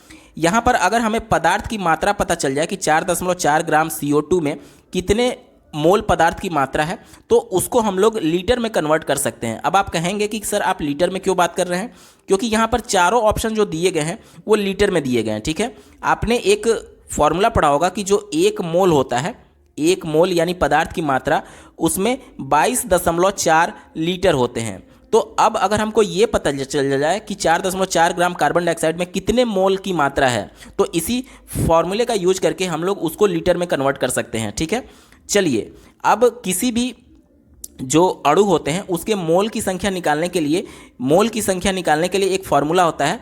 फॉर्मूला होता है कि भार बटे अणु भार। ठीक है, भार आपको प्रश्न में दिया गया, भार कितना है? 4.4 ग्राम है। और इसका अणु भार कितना होगा? अणु भार कैसे निकालते हैं? देखिए कार्बन का परमाणु भार कितना होता है? 12 होता है। और यहाँ पर ऑक्सीजन के दो परमाणु हैं, तो 2 गुणे ऑक्सीजन का परमाणु भार कितना होता है? 16 होता है। तो देखिए 16 दूनी 32 और प्लस 12, 32 और 12 कितना हो जाएगा? 44 हो जाएगा। यानी कि CO2 का जो अणु भार है वो कितना हो जाएगा? 44 हो जाएगा। तो इससे जब आप काटेंगे तो 1/10 आएगा। ठीक है, यानी कि अब देखिए हमने क्या निकाला? 1/10 क्या निकला? ये मोलों की संख्या निकल गई। किसके? 4.4 ग्राम कार्बन डाइऑक्साइड में। अब यहाँ तक क्लियर हो गया कि जो 4.4 ग्राम कार्बन डाइऑक्साइड है इसमें मोल की संख्या कितनी है? इसमें मोल की संख्या है 1/10। ठीक है, अब देखिए एक फॉर्मूला हमने पढ़ा था कि 1 मोल जो होता है वो 22.4 लीटर के बराबर होता है। और हमको कितना निकालना है? 1/10 मोल की वैल्यू निकालना है। 1/10 मोल की वैल्यू हम लोग निकाल लें तो 22.4 में 10 से भाग दे देंगे तो आपका वैल्यू कितना आ जाएगा? 2.24 लीटर। 2.24 लीटर आएगा। और यही आयतन होगा 4.4 ग्राम कार्बन डाइऑक्साइड का। उम्मीद करता हूँ आपको अच्छे से समझ में आया होगा। देखिए ऑप्शन नंबर 2 2.24 लीटर इसका सही उत्तर हो जाएगा। विज्ञान टॉपिक से अंतिम प्रश्न पूछा गया था, इनमें सबसे कमजोर क्षीण बल कौन सा है? तो चारों देख लीजिए, गुरुत्वाकर्षण बल, विद्युत बल, न्यूक्लियर बल और चुंबकीय बल। इसमें जो सबसे क्षीण यानी कमजोर बल होता है वो गुरुत्वाकर्षण बल होता है। ऑप्शन नंबर 1 सही उत्तर हो जाएगा। दोस्तों यहाँ से रीजनिंग का पार्ट शुरू हो रहा है। सुपर टेट की परीक्षा में रीजनिंग से कुल 5 अंक के प्रश्न पूछे जाते हैं, जिसमें पहला प्रश्न पूछा गया था ए बी की बहन है, यानी ए बी जो है वो भाई बहन हो सकते हैं या फिर बहन बहन हो सकते हैं, यानी कि इसमें कोई भी जनरेशन गैप नहीं है, सेम जनरेशन के हैं। इस वजह से इन दोनों को मैं एक ही लाइन में लिखूंगा। ये ए हो गया और ये बी हो गया। अब देखिए क्या कहा जा रहा है कि ए जो है वो बहन है, यानी ए महिला होगी तभी बहन है, यानी इसका जेंडर फिक्स है। मैंने इसके ऊपर सिंबल माइनस लगा दिया डिनोट करने के लिए, और अगर मेल होगा तो प्लस से डिनोट करेंगे ताकि हमको आसानी हो चीज़ों को समझने के लिए। ठीक है, आगे पढ़िए। कहा जा रहा है कि सी बी की माँ है। जो सी है वह बी की माँ है, तो एक जनरेशन गैप हो गया। तो इसके ऊपर मैं लिख दे रहा हूँ सी जो है वो माँ है, माँ है तो जाहिर सी बात है महिला होगी, तो इसलिए इसके ऊपर भी मैं माइनस लगा दे रहा हूँ। अब देखिए जो ए थी वो बी की बहन थी और सी जो है वो बी की माँ है, तो जाहिर सी बात है सी ए की भी माँ होगी। यहाँ तक क्लियर। आगे पढ़िए, डी सी का पिता है। अब सी का पिता कौन है? डी है। एक और जनरेशन गैप, इस वजह से मैं इसके ऊपर लिखूंगा, और चूंकि डी पिता है इसलिए ये मेल होगा और इस वजह से मैं प्लस से डिनोट करूंगा। आगे पढ़िए, ई डी की माँ है, इसके ऊपर भी एक होगा ई जो कि माँ है किसकी? डी की, तो इस पर मैं माइनस का चिन्ह डिनोट कर दे रहा हूँ क्योंकि ये माँ थी यानी महिला थी। अब क्या पूछा जा रहा है? तब ए डी से कैसे संबंधित है? ये पूछा जा रहा है कि जो ए है उसका डी से क्या रिलेशन होगा। अब देखिए, ए की मदर, ए की मम्मी सी है और सी के फादर डी है, यानी ए जो है वो डी की नतनी लगेगी, लेकिन ऑप्शन में आप देखेंगे तो कहीं भी नतनी नहीं दी गई है। देखिए अगर इसी में अंग्रेजी वर्ड अगर यूज किया जाए तो ग्रैंड डॉटर बोला जाएगा, जैसे कि अगर नतनी को अंग्रेजी में मैटरनल ग्रैंड डॉटर बोला जाता है, और अगर पौत्री होती तो उसको केवल ग्रैंड डॉटर बोला जाता है। तो उस हिसाब से आपका एक ही ऑप्शन बन रहा है, ऑप्शन नंबर 2 पौत्री इसका सही उत्तर हो जाएगा। अगला प्रश्न पूछा गया था, निम्नलिखित में प्रश्नवाचक चिन्ह के स्थान पर क्या आना चाहिए। यहाँ पर दिया गया है आपको एम के अनुपात 169 डिवाइडेड बाई 129 समानुपात जे एच अनुपात, और यहाँ पर क्वेश्चन मार्क पे आपसे पूछा जा रहा है क्या आना चाहिए। यहाँ पर देखिए अगर मैं प्लेस वैल्यू आपको बताने की कोशिश करूँ, जैसे कि देखिए A B C D E F G H I J K L और एम, यहाँ तक ठीक है। मैं यहीं तक केवल ले रहा हूँ क्योंकि यहाँ पर जितने भी जो अल्फ़ाबेट्स यूज किए गए हैं वो यहीं तक किए गए हैं, ठीक है। अब देखिए मैं नंबरिंग कर रहा हूँ, 1 2 3 4 5 6 7 8 9 10 11 12 और ये 13। तो इसी को प्लेस वैल्यू कहा जाता है कि मतलब कितने नंबर पर कौन सा अल्फ़ाबेट आया हुआ है। अब यहाँ पर देखिए पहले यम आया हुआ है, यम का प्लेस वैल्यू क्या है? 13 है, ठीक है। तो यहाँ पर देखिए इन्होंने किया क्या है कि ऊपर अंश में 13 का स्क्वायर कर दिया है, यानी प्लेस वैल्यू का स्क्वायर कर दिया है, और यहाँ पर के आया हुआ है। के का प्लेस वैल्यू क्या होता है? देखिए के का प्लेस वैल्यू है 11, तो नीचे इन्होंने के प्लेस वैल्यू यानी 11 का स्क्वायर कर दिया है। अब उसी तरीके से हम लोग यहाँ चलेंगे। देखिए जे का प्लेस वैल्यू क्या है? जे का प्लेस वैल्यू है 10, तो हम लोग ऊपर अंश में 10 का स्क्वायर कर देंगे। और एच का प्लेस वैल्यू क्या होता है? तो एच का प्लेस वैल्यू होता है 8, तो नीचे हम लोग 8 का स्क्वायर कर देंगे, ठीक है। तो ऊपर हो जाएगा 10 का स्क्वायर यानी कि 100, और नीचे हो जाएगा 8 का स्क्वायर यानी कि 64। तो आपका उत्तर हो जाएगा 100/64, जो कि आपके ऑप्शन नंबर 1 में दिया गया है और यही सही उत्तर होगा। बात करेंगे अगले प्रश्न की। दिया गया है राहुल अपने स्थान से 40 किलोमीटर पूर्व की ओर साइकिल चलाता है। अब डायरेक्शन को समझने के लिए सबसे पहले आपको डायरेक्शन को इंडिकेट मैं कर दे रहा हूँ। देखिए ये इधर हो जाएगा पूरब, ठीक है, इधर पूर्व, इधर हो जाएगा पश्चिम, ऊपर हो जाता है उत्तर और नीचे हो जाएगा दक्षिण, ठीक है। अब जैसे जैसे बोल रहा है वैसे वैसे हम लोग फिगर बनाएंगे। कह रहा है राहुल अपने स्थान से 40 किलोमीटर पूर्व की ओर चलता है।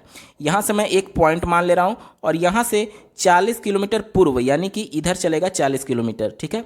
यहाँ तक वो चल गया 40 किलोमीटर। आगे देखिए क्या कहा जा रहा है, फिर उत्तर की ओर मुड़ करके 20 किलोमीटर चलता है। उत्तर किधर है? ऊपर की तरफ है, तो उत्तर की तरफ मैं मुड़ जा रहा हूँ और 20 किलोमीटर यहाँ से चल जा रहा हूँ, ठीक है। तो यहाँ तक मैं पहुँच गया। उसके बाद क्या कहा जा रहा है, फिर बाएं मुड़कर 20 किलोमीटर चलता है। यहाँ से बाएं किधर मुड़ेगा? तो इधर पश्चिम की ओर मुड़ेगा, तो इधर बाएं मुड़ करके फिर 20 किलोमीटर चलता है।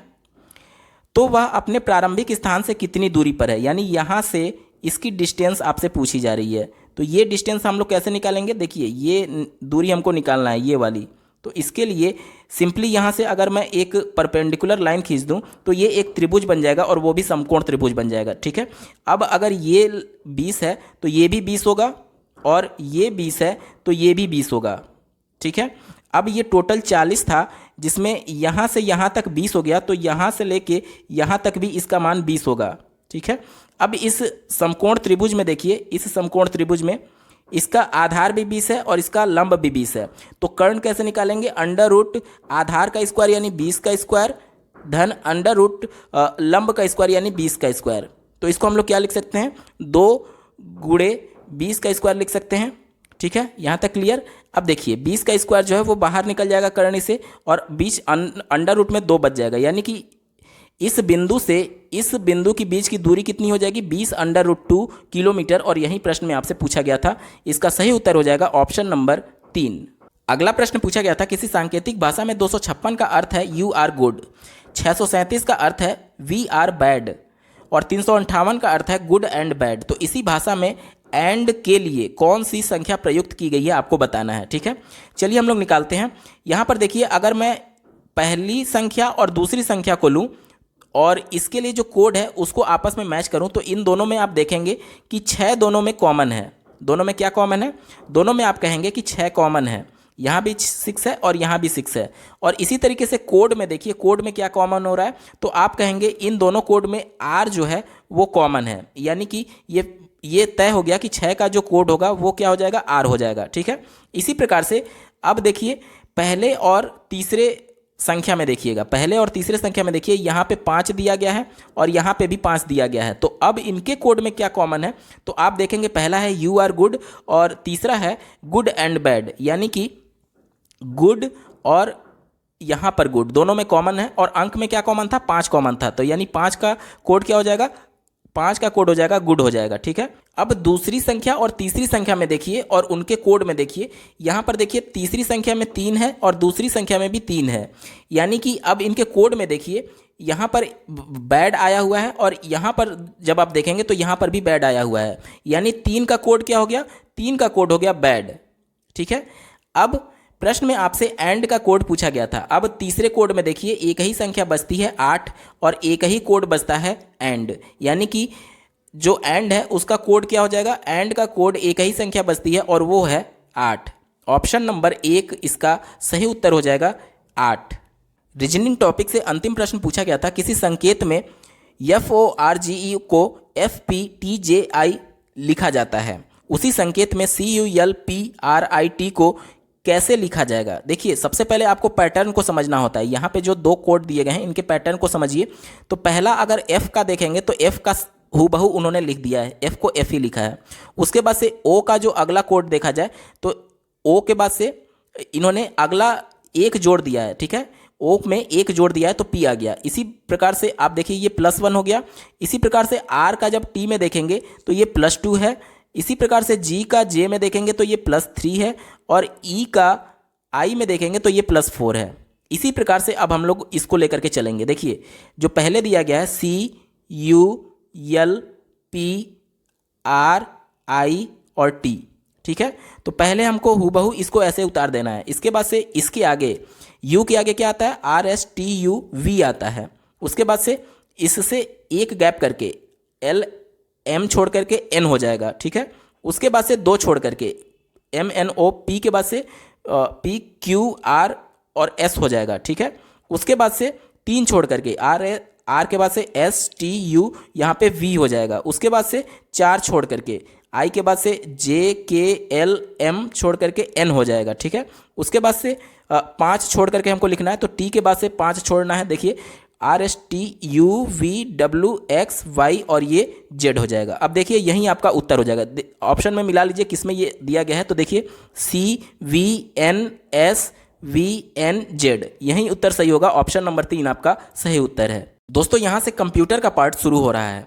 पहला प्रश्न पूछा गया था बिट का विस्तृत रूप क्या है, तो बिट का विस्तृत रूप होता है बाइनरी डिजिट। ठीक है, जो आप 0 और 1 के फॉर्म में जानते हैं जिसे बाइनरी डिजिट कहा जाता है, यही बिट होता है और ये कंप्यूटर के स्टोरेज की सबसे छोटी इकाई होती है। ठीक है, तो बिट का फुल फॉर्म क्या हो जाएगा, बाइनरी डिजिट आपका उत्तर हो जाएगा। अगला प्रश्न पूछा गया था VLE का विस्तृत रूप क्या है, तो इसका फुल फॉर्म होता है virtual learning environment. Option number 3 इसका सही उत्तर होगा, वर्चुअल लर्निंग इन्वायरमेंट। अगला प्रश्न पूछा गया था ICT का उद्देश्य है, इसका फुल फॉर्म होता है इंफॉर्मेशन एंड कम्युनिकेशन टेक्नोलॉजी। इसके उद्देश्य की अगर बात की जाए तो स्मार्ट स्कूलों की स्थापना करना और शिक्षकों की क्षमता बढ़ाना, दोनों इसका उद्देश्य होता है। क्योंकि जब क्लास स्मार्ट क्लास होगा तो वहाँ पर कंप्यूटर का भी एक्सेस होगा, इंटरनेट का भी एक्सेस होगा और इस वजह से दूर की वस्तुओं को भी जो शिक्षक होगा वह अभ्यर्थियों को कंप्यूटर के माध्यम से दिखा सकता है, या फिर किसी दूसरे देश के शिक्षक से उनको ज्ञान दिलवा सकता है। यानी कि कहीं ना कहीं शिक्षक की क्षमता में बढ़ोतरी हो रही है। ठीक है, इस वजह से ऑप्शन नंबर 1 और 2 दोनों सही होगा। इस वजह से ऑप्शन नंबर 3 इसका सही उत्तर होगा, 1 और 2 दोनों। अगला प्रश्न पूछा गया था स्पैम होता है। तो स्पैम की परिभाषा ही ये कहती है कि जो अवांछित संदेश होते हैं, अवांछित मेल होते हैं, वहीं स्पैम कहा जाता है। तो ऑप्शन नंबर 1 अवांछित संदेश इसका सही उत्तर हो जाएगा। कंप्यूटर टॉपिक से अंतिम प्रश्न पूछा गया था, निम्नलिखित में से प्राइमरी मेमोरी कौन सी है। यहाँ पर अगर बात की जाए फ्लॉपी डिस्क, हार्ड डिस्क और सीडी रोम, यानी ये तीनों जो होते हैं वो सेकेंडरी मेमोरी के अंतर्गत आते हैं। इस वजह से आपका उत्तर नहीं होगा। ठीक है, प्राइमरी मेमोरी में सिर्फ एक ही ऑप्शन आता है, ऑप्शन नंबर 4 रोम, जिसे रीड ओनली मेमोरी कहा जाता है और यही प्राइमरी मेमोरी होता है। उत्तर हो जाएगा ऑप्शन नंबर 4 रोम। दोस्तों अगला पार्ट हिंदी का है। सुपर टेट की परीक्षा में हिंदी से कुल 20 अंक के प्रश्न पूछे जाते हैं, जिसमें पहला प्रश्न पूछा गया था कृदंत प्रत्यय किन शब्दों के साथ जुड़ते हैं। सबसे पहले प्रत्यय को जान लीजिए। तो प्रत्यय ऐसे शब्दों को कहा जाता है जो कि किसी शब्द के अंत में जुड़ करके उसका अर्थ बदल देते हैं, लेकिन प्रत्यय का अपना कोई अर्थ नहीं होता है। सबसे पहले थोड़ा सा बेसिक आप जान लीजिए। प्रत्यय 2 प्रकार के होते हैं। पहला होता है कृत प्रत्यय, जो कि आपके प्रश्न में पूछा गया है। ठीक है, और इसी को कृदंत प्रत्यय भी कहा जाता है। और दूसरा प्रत्यय का प्रकार है तद्धित प्रत्यय। ठीक है, दूसरा कौन सा प्रकार है, आप कहेंगे तद्धित प्रत्यय। ठीक है, अब जो कृत प्रत्यय होता है ये क्रिया के साथ या फिर क्रिया का जो मूल रूप होता है धातु, उसके साथ जुड़ सकता है। लेकिन अगर बात करें तद्धित प्रत्यय तो ये 3 प्रकार के शब्दों के साथ जुड़ सकते हैं। पहला होता है संज्ञा, दूसरा होता है सर्वनाम और तीसरा होता है विशेषण। ठीक है, तो तद्धित प्रत्यय 3 प्रकार के शब्दों के साथ जुड़ सकता है, पहला संज्ञा, दूसरा सर्वनाम और तीसरा विशेषण। लेकिन जो कृत प्रत्यय होता है वो हमेशा क्रिया या फिर क्रिया के मूल रूप धातु के साथ जुड़ सकता है। ठीक है, यहाँ तक क्लियर। अब देखिए प्रश्न में यही पूछा गया था कि कृदंत प्रत्यय किन शब्दों के साथ जुड़ते हैं, तो आपका उत्तर हो जाएगा ये हमेशा क्रिया के साथ जुड़ते हैं। ऑप्शन नंबर 3 इसका सही उत्तर होगा। ठीक है, थोड़ा सा और आप डीप में समझ लीजिए। जैसे कि देखिए अगर मैं बोलूँ, मैंने बोला क्रिया या फिर धातु के साथ जुड़ सकते हैं। जैसे कि अगर एक शब्द मैं बोलूँ लिखावट, और आपसे पूछा जाए कि इसमें कौन सा प्रत्यय जुड़ा हुआ है, ये बहुत इंपॉर्टेंट क्वेश्चन है। ये 68,500 में ये प्रश्न आ चुका है कि लिखावट में किस प्रकार का प्रत्यय है। तो लिखावट में कृदंत प्रत्यय है। कैसे, अब इसको देखिए, इसमें जो धातु होगा वो क्या है, लिख है। देखिए सबसे पहले आपको पहचानना होता है कि इसमें जो पहला शब्द है यानी मूल शब्द है वो क्या है और इसमें प्रत्यय क्या लगा हुआ है। तो इसमें जो प्रत्यय लगा हुआ है वो आवट लगा हुआ है। ठीक है, अब जो प्रत्यय है इसका हम लोग पहचान इसी से करते हैं कि इसका जो मूल शब्द है वो क्या है। इसका मूल शब्द देखिए लिख, लिख एक धातु है। ठीक है, और लिख धातु से ही लिखना, यानी कि लिख धातु में अगर हम लोग ना प्रत्यय जोड़ दें तो लिखना बन जाता है, जो कि क्रिया होती है। ठीक है, तो इसी धातु से ये क्रिया बन रहा है और क्रिया के साथ ही क्या लगता है, कृदंत प्रत्यय लगता है। तो इस वजह से यहाँ पर जो लिख के साथ वर्ड आवट जुड़ा हुआ है ये कृदंत प्रत्यय होगा। ये 68,500 सहायक अध्यापकों की भर्ती में यानी सुपर टेट 2018 के पेपर में पूछा गया था। अगर आप 68,500 के कंप्लीट पेपर के सोल्यूशन को देखना चाहते हैं तो इस वीडियो के समाप्त होने के बाद से आप इस वीडियो का डिस्क्रिप्शन जरूर चेक करिएगा। अगला प्रश्न पूछा गया था, जो व्याकरण जानता है वाक्यांश के लिए एक शब्द क्या होगा। तो जो व्याकरण जानता है उसको व्याकरण के नाम से जाना जाता है। ऑप्शन नंबर 2 सही उत्तर है। अगला प्रश्न पूछा गया था, सरस्वती पत्रिका के संपादक कौन थे। तो सरस्वती पत्रिका के संपादक महावीर प्रसाद द्विवेदी जी थे। ऑप्शन नंबर 2 इसका सही उत्तर है। अगला प्रश्न पूछा गया था, चिदम्बरा पर ज्ञानपीठ पुरस्कार प्राप्त हुआ। तो ये सुमित्रा नंदन पंत को प्राप्त हुआ था। ऑप्शन नंबर 2 इसका सही उत्तर है। अगला प्रश्न पूछा गया था, महान शब्द में त्व प्रत्यय जोड़ने से क्या शब्द बनेगा। ठीक है, तो इसका उत्तर हो जाएगा महान में त्व प्रत्यय जोड़ने से महत्व बनेगा। अगर प्रश्न में यही पूछा गया रहता कि इसमें त्व प्रत्यय किस प्रकार का प्रत्यय हो जाएगा, तो यहाँ पर आप देख सकते हैं महान जो शब्द है ये अपने आप में विशेषण है। ठीक है, और विशेषण में जो प्रत्यय जुड़ता है उसको अभी हमने पढ़ा कि वो तद्धित प्रत्यय होता है। ठीक है, तो अगर ये पूछा रहता कि महान शब्द में जुड़ने वाला प्रत्यय किस प्रकार का प्रत्यय होगा, या फिर ये पूछा रहता कि महत्व में किस प्रकार का प्रत्यय जुड़ा हुआ है, तो इसका उत्तर हो जाता तद्धित प्रत्यय। लेकिन प्रश्न में सिर्फ इतना ही पूछा है कि महान में त्व प्रत्यय जोड़ने से क्या बनेगा, तो आपका उत्तर हो जाएगा ऑप्शन नंबर 3 महत्व शब्द बनेगा। अगला प्रश्न पूछा गया था, महावीर प्रसाद द्विवेदी ने आदिकाल को क्या संज्ञा दी है। तो महावीर प्रसाद द्विवेदी ने आदिकाल को बीज वपन काल कहा है। ऑप्शन नंबर 1 इसका सही उत्तर हो जाएगा। अगला प्रश्न पूछा गया था, हिंदी शब्द किस भाषा से लिया गया है। तो हिंदी शब्द फारसी भाषा से लिया गया है। ऑप्शन नंबर 2 इसका सही उत्तर है। अगला प्रश्न पूछा गया था, निम्नलिखित में तत्सम शब्द है। तत्सम शब्द उन शब्दों को कहा जाता है जो संस्कृत से हूबहू हिंदी में आ गए हैं। तो चारों ऑप्शन को देखिए। ऑप्शन नंबर 4 गृह संस्कृत का शब्द है और इसी वजह से ये तत्सम शब्द होगा। ऑप्शन नंबर 4 सही उत्तर होगा। दोस्तों आगे के 2 प्रश्न दिए गए गद्यांश पर आधारित है। गद्यांश को सॉल्व करने का प्रोसेस ये होता है कि सबसे पहले आप प्रश्नों को देख लें और गद्यांश को पढ़ने में अपना समय व्यतीत ना करें, क्योंकि आगे बहुत से प्रश्नों को आपको उत्तर देना है। तो कम समय में कैसे आप इसको सॉल्व कर सकते हैं, चलिए गद्यांश पढ़ने के बजाय सबसे पहले हम प्रश्नों पर एक बार नजर डालेंगे, ताकि जब हम गद्यांश पढ़ने जाएं तो उसका उत्तर जहां पर मेंशन हो तुरंत हमें क्लिक करें। चलिए पहले प्रश्नों को देख लेते हैं। इसमें पहला प्रश्न पूछा गया था कि हमने जीवन का अभिन्न अंग किसे बना लिया है। ठीक है, पहला प्रश्न है हमने जीवन का अभिन्न अंग किसे बना लिया है। दूसरा प्रश्न पूछा गया था छलने की कला का हम किस प्रकार उपयोग करते हैं। ठीक है, दूसरा प्रश्न है छलने की कला का हम किस प्रकार उपयोग करते हैं। अब चलिए पैराग्राफ को पढ़ते हैं। हमारा जीवन पाखंड में बन गया है। यहां पर देखिए, ये पहले ही प्रश्न का उत्तर यहां पर आपको दिया गया है। पहला प्रश्न क्या पूछा गया था, देखिए हमने जीवन का अभिन्न अंग किसे बना लिया है, तो पाखंड और दिखावे को जीवन का अभिन्न अंग बना लिया। ये पैराग्राफ के पहले ही लाइन में इसकी उत्तर दी गई है। पैराग्राफ को आगे पढ़िए, और हम इसके बिना नहीं रह सकते हैं। अपने सार्वजनिक जीवन तथा निजी जीवन में कहीं भी देखें, हम एक दूसरे को छलने की कला का खुलकर उपयोग करते हैं। देखिए यहाँ पर दूसरे प्रश्न का उत्तर दिया गया, छलने की कला का खुलकर उपयोग करते हैं। दूसरा प्रश्न हमारा ये था कि छलने की कला का हम किस प्रकार उपयोग करते हैं, तो इसका उत्तर आपने पैराग्राफ में देख लिया कि खुलकर उपयोग करते हैं। ऑप्शन नंबर 1 सही उत्तर है। दोस्तों यहां तक आपने देख लिया कि सिर्फ पैराग्राफ को आपने यहां से यहां तक पढ़ा, और इतना पैराग्राफ आपको पढ़ने की जरूरत ही नहीं पड़ी, और आपने दोनों प्रश्नों का उत्तर दे दिया। तो इतने पैराग्राफ को पढ़ने में जो आप अपना समय व्यतीत करते हैं, वो समय बचा करके आप दूसरे प्रश्नों को दे सकते हैं, ताकि आप अच्छा परफॉर्म कर पाएं। दोस्तों अगला प्रश्न पूछा गया था, बीती विभावरी जागरी अंबर पनघट में डुबो रही तारा घट उषा नागरी, उपयुक्त पंक्तियों में कौन सा अलंकार होगा। तो यहाँ पर अगर ट्रिक की बात की जाए, तो जहाँ पर भी आपको डैश दिखता है वहाँ पर आप इसको रूपक अलंकार मानते हैं। ठीक है, तो इसका उत्तर सीधे तौर पर रूपक अलंकार होगा। अब कैसे होगा इसको समझिए।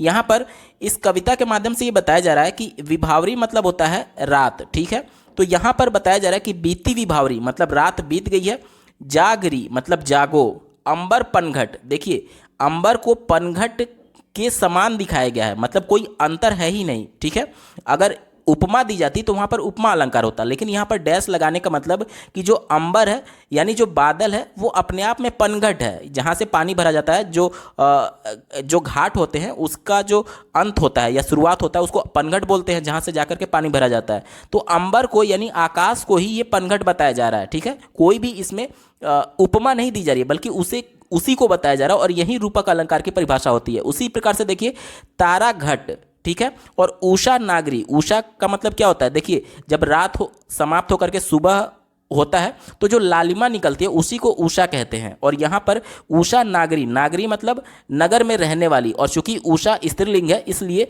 यहाँ पर स्त्री के रूप में उसे दिखाया जा रहा है। कहने का मतलब कि उषा नागरी यानी कि उसमें कोई अंतर ही नहीं है, जो सुबह का भोर है उसी को कन्या के रूप में उस नगर में रहने वाली के रूप में दिखाया जा रहा है। इस वजह से इसका उत्तर क्या हो जाएगा, रूपक अलंकार इसका सही उत्तर हो जाएगा।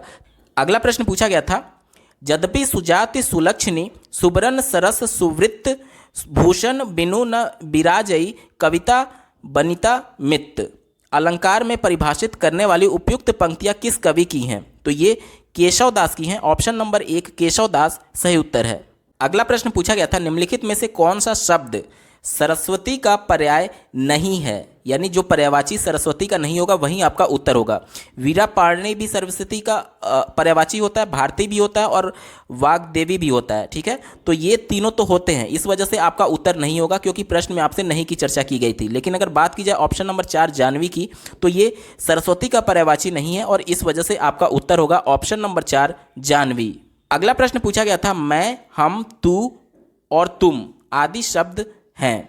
देखिए अगर बात की जाए पहले ऑप्शन की संबंधवाचक सर्वनाम, तो ऐसे सर्वनाम जिससे किसी का किसी के साथ संबंध पता चलता हो, जैसे कि अगर मैं बात करूं जिसका, तो इससे देखिए किसी का संबंध पता चल रहा है, तो ये ऐसे शब्द संबंधवाचक सर्वनाम होते हैं। ठीक है, अगर दूसरे ऑप्शन की बात की जाए अनिश्चयवाचक सर्वनाम, जैसे मैं बोलूं कुछ, तो ये अनिश्चयवाचक सर्वनाम है, मतलब कि कुछ कंफर्म नहीं है, निश्चित नहीं है, इस वजह से ये अनिश्चयवाचक सर्वनाम होते हैं। ठीक है, इसी प्रकार से अगर मैं बोलूँ प्रश्नवाचक सर्वनाम, तो इसका उदाहरण आप जान सकते हैं, जैसे कि अगर मैं बोलूँ कौन, यहाँ कौन आया था, तो ये प्रश्नवाचक सर्वनाम के उदाहरण होते हैं। लेकिन अगर बात की जाए पुरुषवाचक सर्वनाम की, तो इसमें मैं, हम, तू, तुम, ये सभी शब्द आते हैं। तो इसका उत्तर क्या हो जाएगा? ऑप्शन नंबर 4 पुरुषवाचक सर्वनाम सही उत्तर है। अगला प्रश्न पूछा गया था, निम्नलिखित में से महाप्राण व्यंजन कौन से हैं? देखिए, जो 25 स्पर्श व्यंजन होते हैं, क से शुरू होता है, क, ख, ग, घ, अंग, इसके अलावा जो और 5 वर्ण होते हैं, जैसे कि अगर बात की जाए च वर्ण, उसके च वर्ग, उसके बाद से ट वर्ग, फिर त वर्ग, फिर प वर्ग। तो इसमें जो दूसरा और चौथा वर्ण होता है, जैसे कि अगर नंबरिंग मैं कर दूं 1, 2, 3, 4, ये 5, तो जो दूसरा और चौथा वर्ण होता है, इसी को हम लोग महाप्राण कहते हैं। ठीक है, अब दूसरे में देखिए, ख आ गया, उसके बाद से च के बाद से छ आ जाएगा, उसके बाद ट के बाद से त आ जाएगा, उसके ट ठ आ जाएगा, उसके बाद से त के बाद थ आ जाता है और प के बाद फ आ जाता है। तो यहाँ पर देखिए क्या हो गया, यहाँ पर देखिए ख, ये छ आ गया, इसके बाद से ठ आ गया, इसके बाद से थ आ गया और ये अंत में फ आ गया। तो ये किसके उदाहरण हो जाएंगे? महाप्राण के उदाहरण हो जाएंगे। इस वजह से ऑप्शन नंबर 2 इसका सही उत्तर है। अगला प्रश्न पूछा गया था, जब प्रथम शब्द संख्यावाची और द्वितीय शब्द संज्ञा हो तो कौन सा समास होता है? जैसे कि एक उदाहरण मैं बोलूं, देखिए पंचवटी, पंचवटी, यहाँ पर देखिए जो पहला शब्द है ये संख्यावाची है, ठीक है, और दूसरा जो वटी है ये संज्ञा है। तो इसमें पूछा जा रहा है इसमें कौन सा समास होगा?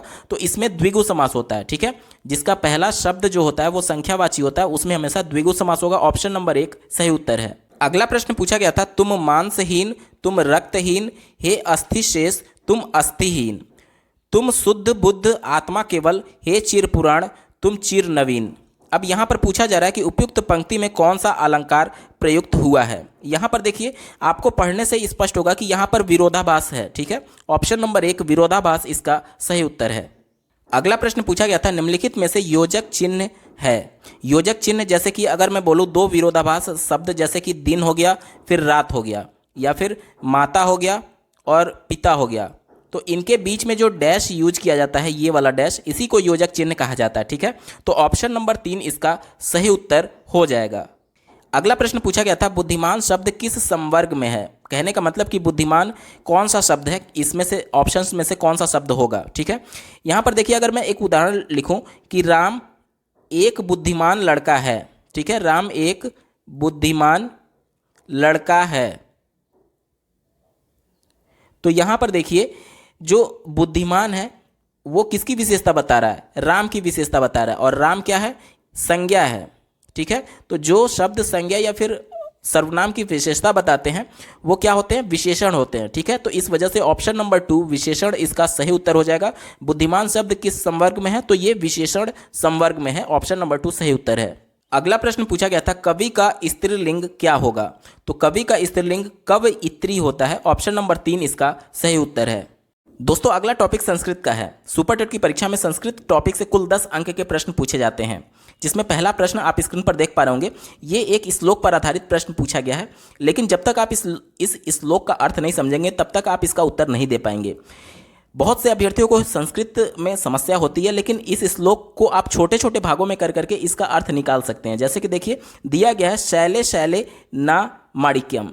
शैल आपने पढ़ा होगा आग्नेय शैल, यानी शैल का मतलब चट्टान या फिर पर्वत से है। ठीक है, न का मतलब नहीं हो गया, और माणिक्यम मतलब यहाँ पर मणि है। ठीक है, यानी कि प्रत्येक पर्वत पर मणि नहीं पाई जाती है। आगे देखिए, मौक्तिकम ना गजे गजे। मौक्तिक भी एक तरीके से मणि को ही कहा जाता है, और गज का मतलब आप लोग बचपन से पढ़ते आ रहे होंगे पर्यायवाची में, हाथी को गज कहा जाता है। ठीक है, यानी कि प्रत्येक हाथी में न का मतलब नहीं, और मौक्तिक मणि की बात की जा रही है, यानी प्रत्येक हाथी के मस्तक पर मौक्तिक मणि नहीं होती है। आगे पढ़िए, साधवो न ही सर्वत्र। सर्वत्र का मतलब होता है सभी जगह, और न का मतलब नहीं, और साधवो का मतलब आप लोग जान रहे हैं सज्जन पुरुष या फिर साधु के संदर्भ में लिखा गया है, यानी कि प्रत्येक जगह प्रत्येक स्थल पर सज्जन पुरुष या फिर साधु नहीं पाए जाते हैं। और अगली लाइन है चंदनम ना वने वने, वन का मतलब जंगल हो गया और ना का मतलब नहीं, और चंदन लकड़ी की बात की जा रही है, यानी चंदन का पेड़ प्रत्येक जंगल में नहीं पाया जाता। ये पूरा इसका अर्थ हो गया, ठीक है। अब इस पर आधारित प्रश्न पूछा गया है, आप स्क्रीन पर देख पा रहे होंगे। अस्मिन श्लोके,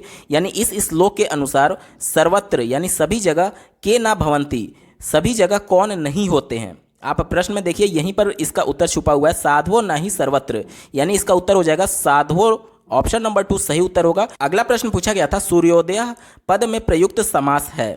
पहला ऑप्शन दिया गया कर्मधारय समास। देखिए कर्मधारय समास की ये विशेषता होती है कि जो पहला पद होता है वो दूसरे पद की विशेषता बताता है, लेकिन सूर्योदय में सूर्य जो पहला पद है वो उदय है, यानी दूसरे पद का कहीं से भी विशेषता नहीं बता रहा है, इस वजह से कर्मधारय नहीं होगा। बहुब्रीहि दिया गया है दूसरे ऑप्शन में, जो कि गलत उत्तर है। क्यों?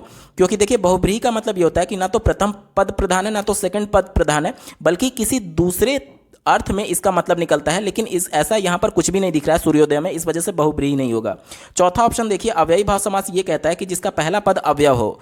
सूर्य कोई भी अव्यय शब्द नहीं है, इस वजह से चौथा ऑप्शन नहीं हो सकता है। एक ही ऑप्शन बचा, ऑप्शन नंबर 3 तत्पुरुष समास, क्योंकि सूर्योदय का जब आप समास विग्रह करेंगे तो इसका समास विग्रह होता है सूर्य का उदय, ठीक है।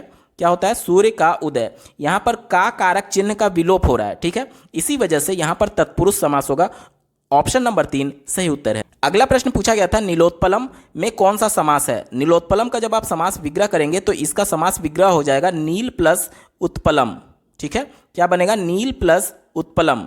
उत्पलम का मतलब होता है कमल, ठीक है। अब समस्त पद आपका बन गया नील कमल, जिसमें पहला पद जो है नील, इसका मतलब हो गया नीला। ये दूसरे पद कमल की विशेषता बता रहा है। कैसे? कि कमल नीले रंग का है। और ये किसकी विशेषता होती है? कर्मधारय समास की विशेषता होती है, जिसमें समस्त पद में पहला पद अगर दूसरे पद की विशेषता बताता है तो उसमें कर्मधारय समास होता है। उत्तर हो जाएगा ऑप्शन नंबर 4। अगला प्रश्न पूछा गया था दास्यति क्रियापद में लकार है। स्क्रीन पर आप दा धातु का लकार रूप देख पा रहे होंगे। प्रश्न में आपसे दास्यति के बारे में पूछा गया था कि यह किस लकार का है, तो आप स्क्रीन पर देख पा रहे होंगे लिट लकार, यानी भविष्यत काल में प्रथम पुरुष और एक वचन का रूप होता है दास्यति। यही प्रश्न में पूछा गया था। प्रश्न में आपसे लकार पूछा गया था तो लिट लकार उत्तर हो जाएगा। ऑप्शन नंबर 3 लिट इसका सही उत्तर है। दोस्तों अगला प्रश्न भी एक श्लोक पर आधारित पूछा गया था और श्लोक आपको दिया गया है उदेति साविता ताम्रः। उदेति का मतलब उगना, सविता का मतलब होता है सूर्य, और ताम्रः का मतलब तांबे के कलर का, यानी कि लालिमा और पीलिमा लिए हुए, यानी कि सूर्य उगते समय ताम्र के कलर का लालिमा और पीलिमा लिए हुए होता है। एव अस्तमेति च, और डूबते समय भी वह लालिमा और पीलिमा लिए हुए होता है। अंतिम पंक्ति कह रहा है कि संपत्तो विपत्तो च, मतलब कि संपत्ति आने पर या फिर विपत्ति आने पर दोनों में महात्म्यकुरूपता, मतलब कि महान लोग एक समान एक रूप से रहते हैं। इसका पूरा अर्थ ये हो गया कि जिस प्रकार से सूर्य उगते और डूबते समय एक समान लालिमा लिए हुए होता है, उसी प्रकार से महान लोग संपत्ति आए या फिर विपत्ति आए एक समान एक रूप से ही रहते हैं। अब प्रश्न आपसे ये पूछा जा रहा है सविता कीदृशी उदेति। सविता का मतलब सूर्य, कीदृशः मतलब कि किस कैसा, और उदेति का मतलब ये हो गया कि उगता है, मतलब सूर्य कैसा उगता है। तो पहले ही लाइन में इसका उत्तर दिया गया था उदेति सविता ताम्रः, मतलब कि ताम्र कलर का, यानी कि ऑप्शन नंबर 1 ताम्रः इसका सही उत्तर हो जाएगा, लालिमा और पीलिमा लिए हुए। अगला प्रश्न पूछा गया था पितृस्वसा का अर्थ क्या है। पितृस्वसा का अर्थ आपसे पूछा जा रहा है, ठीक है। क्या दिया गया है? पितृस्वसा, ठीक है। ये देखिए पितृस्वसा 2 शब्दों से मिलकर के बना हुआ है। पहला पितृ जिसका अर्थ होता है पिता, और दूसरा शब्द है स्वसा जिसका अर्थ होता है बहन, यानी पिता की बहन। अब आप सोच करके बताइए कि आपके पिताजी की जो बहन है वो आपके रिलेशन में क्या लगती हैं, तो आप कहेंगे बुआ लगती है। तो इसका उत्तर क्या हो जाएगा? ऑप्शन नंबर 1 बुआ सही उत्तर होगा। अगला प्रश्न पूछा गया था गम धातु लिरिट लकार मध्यम पुरुष और बहुवचन का रूप क्या होगा। स्क्रीन पर आप गम धातु का धातु रूप देख पा रहे होंगे। प्रश्न में आपसे लिट लकार पूछा गया था और मध्यम पुरुष पूछा गया था और बहुवचन पूछा गया था। तो यहां पर आपका उत्तर क्या हो जाएगा? गमिष्यथ। आपका उत्तर हो जाएगा गमिष्यथ। ऑप्शन नंबर 3 गमिष्यथ इसका सही उत्तर है। अगला प्रश्न पूछा गया था माहेश्वर सूत्रों की संख्या कितनी है। तो माहेश्वर सूत्रों की संख्या 14 है। ऑप्शन नंबर 1 सही उत्तर हो जाएगा। अगला प्रश्न पूछा गया था गाह पद में विभक्ति और वचन कौन सा है। प्रश्न में आपसे गाह का विभक्ति और वचन पूछा था, तो विभक्ति क्या हो जाएगा? विभक्ति हो जाएगा गाह का द्वितीय विभक्ति और वचन हो जाएगा बहुवचन। ऑप्शन नंबर 2 में द्वितीय बहुवचन दिया गया है, ऑप्शन नंबर 2 इसका सही उत्तर होगा। संस्कृत टॉपिक से अंतिम प्रश्न पूछा गया था, हसंती पद में कौन सा प्रत्यय लगा हुआ है? इसका उत्तर हो जाएगा ऑप्शन नंबर 3 सत्री प्रत्यय। देखिए, जब भी किसी मूल शब्द में सत्री प्रत्यय लगता है तो जो ये तालव्य स है, तालव्य स और नीचे जो री लगा हुआ है, इन दोनों का लोप हो जाता है और त केवल बचता है। ठीक है, अब इसी प्रकार से देखिए, हसंती पद में जो मूल शब्द है यानी धातु रूप है वो क्या है? आप कहेंगे कि हस है। ठीक है, यहाँ तक क्लियर। हस में अगर मैं सत्री प्रत्यय लगा देता हूँ तो जैसा कि मैंने आपको बताया कि तालव्य श और नीचे वाले री का लोप हो जाएगा, तो क्या बन जाएगा आपका? हस पहले से था और त बच जाएगा, यानी कि हसत बन जाएगा। ठीक है, यही आपका उत्तर होगा। लेकिन आप कहेंगे कि यहाँ पे जो हसत बन रहा है ये हसंती से डिफरेंट है, तो फिर कैसे हमारा सत्री उत्तर होगा? ठीक है, यहाँ पर देखिए, जो हसत है ये आपका नपुंसक लिंग में है। ठीक है, नपुंसक लिंग में है, और जो हसंती है ये आपका स्त्रीलिंग में है। यही बस अंतर है, बाकी दोनों हस धातु के ही रूप हैं। इस वजह से सत्री प्रत्यय यहाँ पर उत्तर होगा। ऑप्शन नंबर 3 सही उत्तर है। दोस्तों, अगला पार्ट इंग्लिश का है। सुपर टेट की परीक्षा में इस टॉपिक से कुल 10 अंक के प्रश्न पूछे जाते हैं। सुपर टेट 2019 के पेपर में इंग्लिश का पार्ट प्रश्न संख्या 86 से शुरू हुआ था और पहले के 2 प्रश्न यानी 86 और 87 नंबर का प्रश्न दिए गए पैराग्राफ पर आधारित पूछा गया था। जैसा कि पहले के वीडियोस में आप लोगों ने देखा होगा कि मैंने आप सभी को सूचित किया था कि पैराग्राफ वाले प्रश्नों को सॉल्व करने के लिए सबसे पहले आपको प्रश्नों को पढ़ लेना होता है, ताकि पैराग्राफ पढ़ते समय आप ज़्यादा समय व्यतीत ना करें। लेकिन बहुत से अभ्यर्थियों को इंग्लिश पार्ट में काफ़ी दिक्कतें होती हैं, इस वजह से मैं इस पैराग्राफ का पूरा वर्ड बाय वर्ड मीनिंग बताने की आपको कोशिश करूंगा। चलिए शुरू करते हैं, पैराग्राफ को पहले पढ़ते हैं। दिया गया है, पॉवर्टी इज क्रूएल। पॉवर्टी का मतलब होता है गरीबी और क्रूएल का मतलब होता है निर्दयी। ठीक है, तो हो गया कि गरीबी निर्दयी होती है, but it is curable. Curable का मतलब होता है इलाज संभव होना। तो भले ही गरीबी निर्दयी होती है लेकिन इसका इलाज किया जा सकता है। The only known cure is, cure का मतलब क्या हो गया? इलाज करना। द ओनली नोन यानी कि केवल एकमात्र इकोनॉमिक प्रेगेटिज्म, इकोनॉमिक का मतलब आर्थिक और प्रेगेटिज्म का मतलब व्यवहारवाद, इंस्टीड ऑफ मतलब के अलावा, उल्ली आइडियाज, उल्ली आइडियाज का मतलब होता है मनगढ़ंत सिद्धांत। ठीक है, तो इसका अर्थ हो जाएगा गरीबी खत्म करने का एकमात्र उपाय आर्थिक व्यवहारवाद है। इसके अलावा केवल मनगढ़ंत आइडियोलॉजी यानी केवल मनगढ़ंत विचारों से गरीबी को दूर नहीं किया जा सकता है। आगे पढ़िए, in the field of economics यानी अर्थशास्त्र के क्षेत्र में द ट्री ऑफ आइडियोलॉजी यानी कि विचारों का जो पेड़ है, has never bore any fruit यानी इसने कभी भी किसी फल को प्रोड्यूस नहीं किया, यानी कोई भी इकोनॉमिक्स के क्षेत्र में केवल सिद्धांत मात्र ही किसी भी रिजल्ट को नहीं देते हैं। यहाँ तक clear. We have countless chances, countless का मतलब क्या हो गया? अनगिनत, और चांसेस का मतलब क्या हो गया? मौके, मतलब हमारे पास अनगिनत मौके हैं। फॉर डेवलपमेंट मतलब विकास करने के लिए। अपॉर्चुनिटीज यानी कि मौके multiplies when they are seized, seize का मतलब होता है रोकना। ठीक है, अवरोध लगाना। ठीक है, तो इसका मतलब ये हो गया कि जो मौके होते हैं वो कई गुना बढ़ जाते हैं। कब? तो यहाँ पर लिखा गया जब दे आर सीज, जब उन्हें रोका जाता है। ठीक है, आगे पढ़िए। दे डाई व्हेन निग्लेक्टेड, वो मर जाते हैं। क्या? मौके खत्म हो जाते हैं। यहाँ पर डाई का मतलब मरने से नहीं बल्कि खत्म होने से है। ठीक है, दे डाई यानी मौके खत्म हो जाते हैं, व्हेन निग्लेक्टेड यानी कि जब उसे हम लोग नज़रअंदाज कर देते हैं। फिर आगे देखिए क्या लिखा गया है।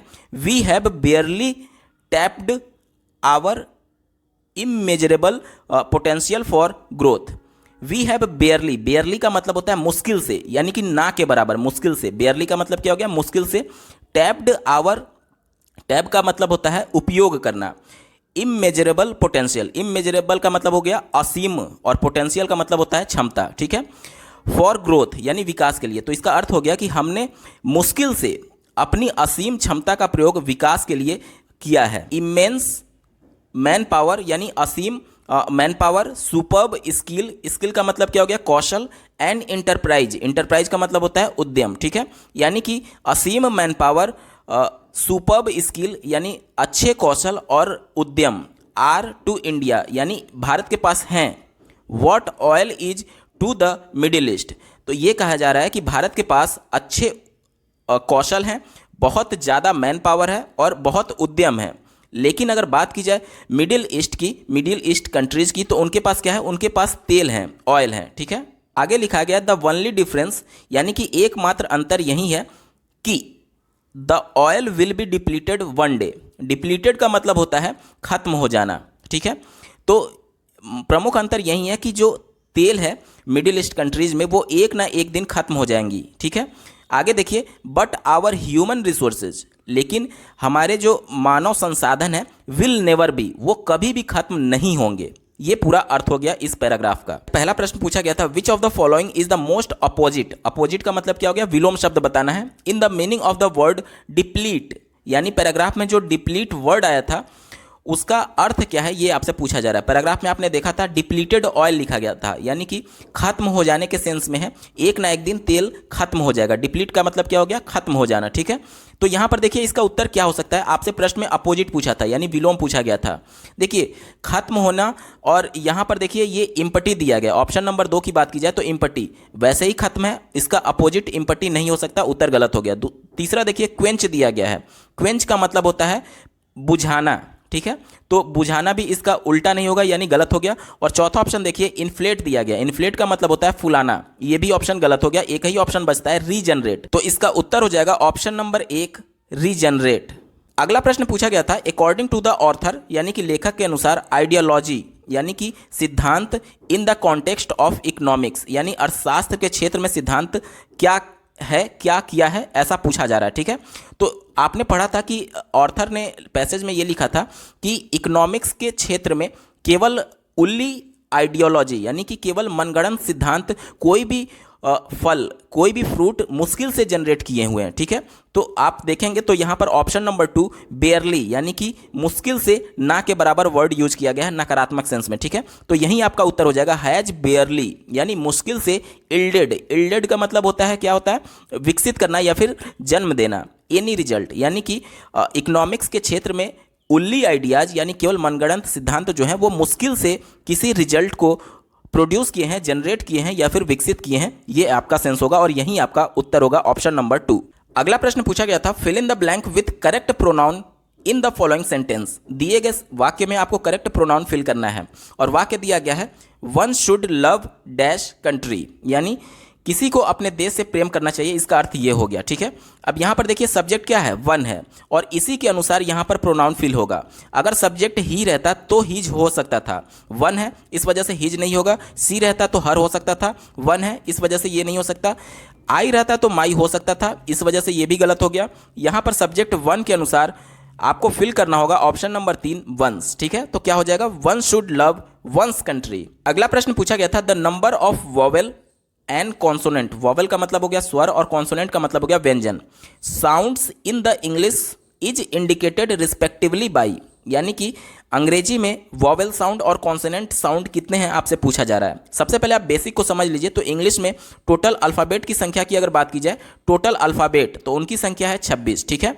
अगर इन अल्फ़ाबेट में से वॉवेल की बात की जाए, यानी स्वर की बात की जाए, तो इनकी संख्या है 5, जिसे आप AEIOU के नाम से जानते हैं। इसके अलावा जो 21 अल्फ़ाबेट बच गए वो होते हैं कॉन्सोनेंट। ये तो हो गया बेसिक जो अभी तक आप जानते थे, लेकिन प्रश्न में आपसे वॉवेल साउंड के बारे में पूछा जा रहा है और कॉन्सोनेंट साउंड के बारे में पूछा जा रहा है, ठीक है।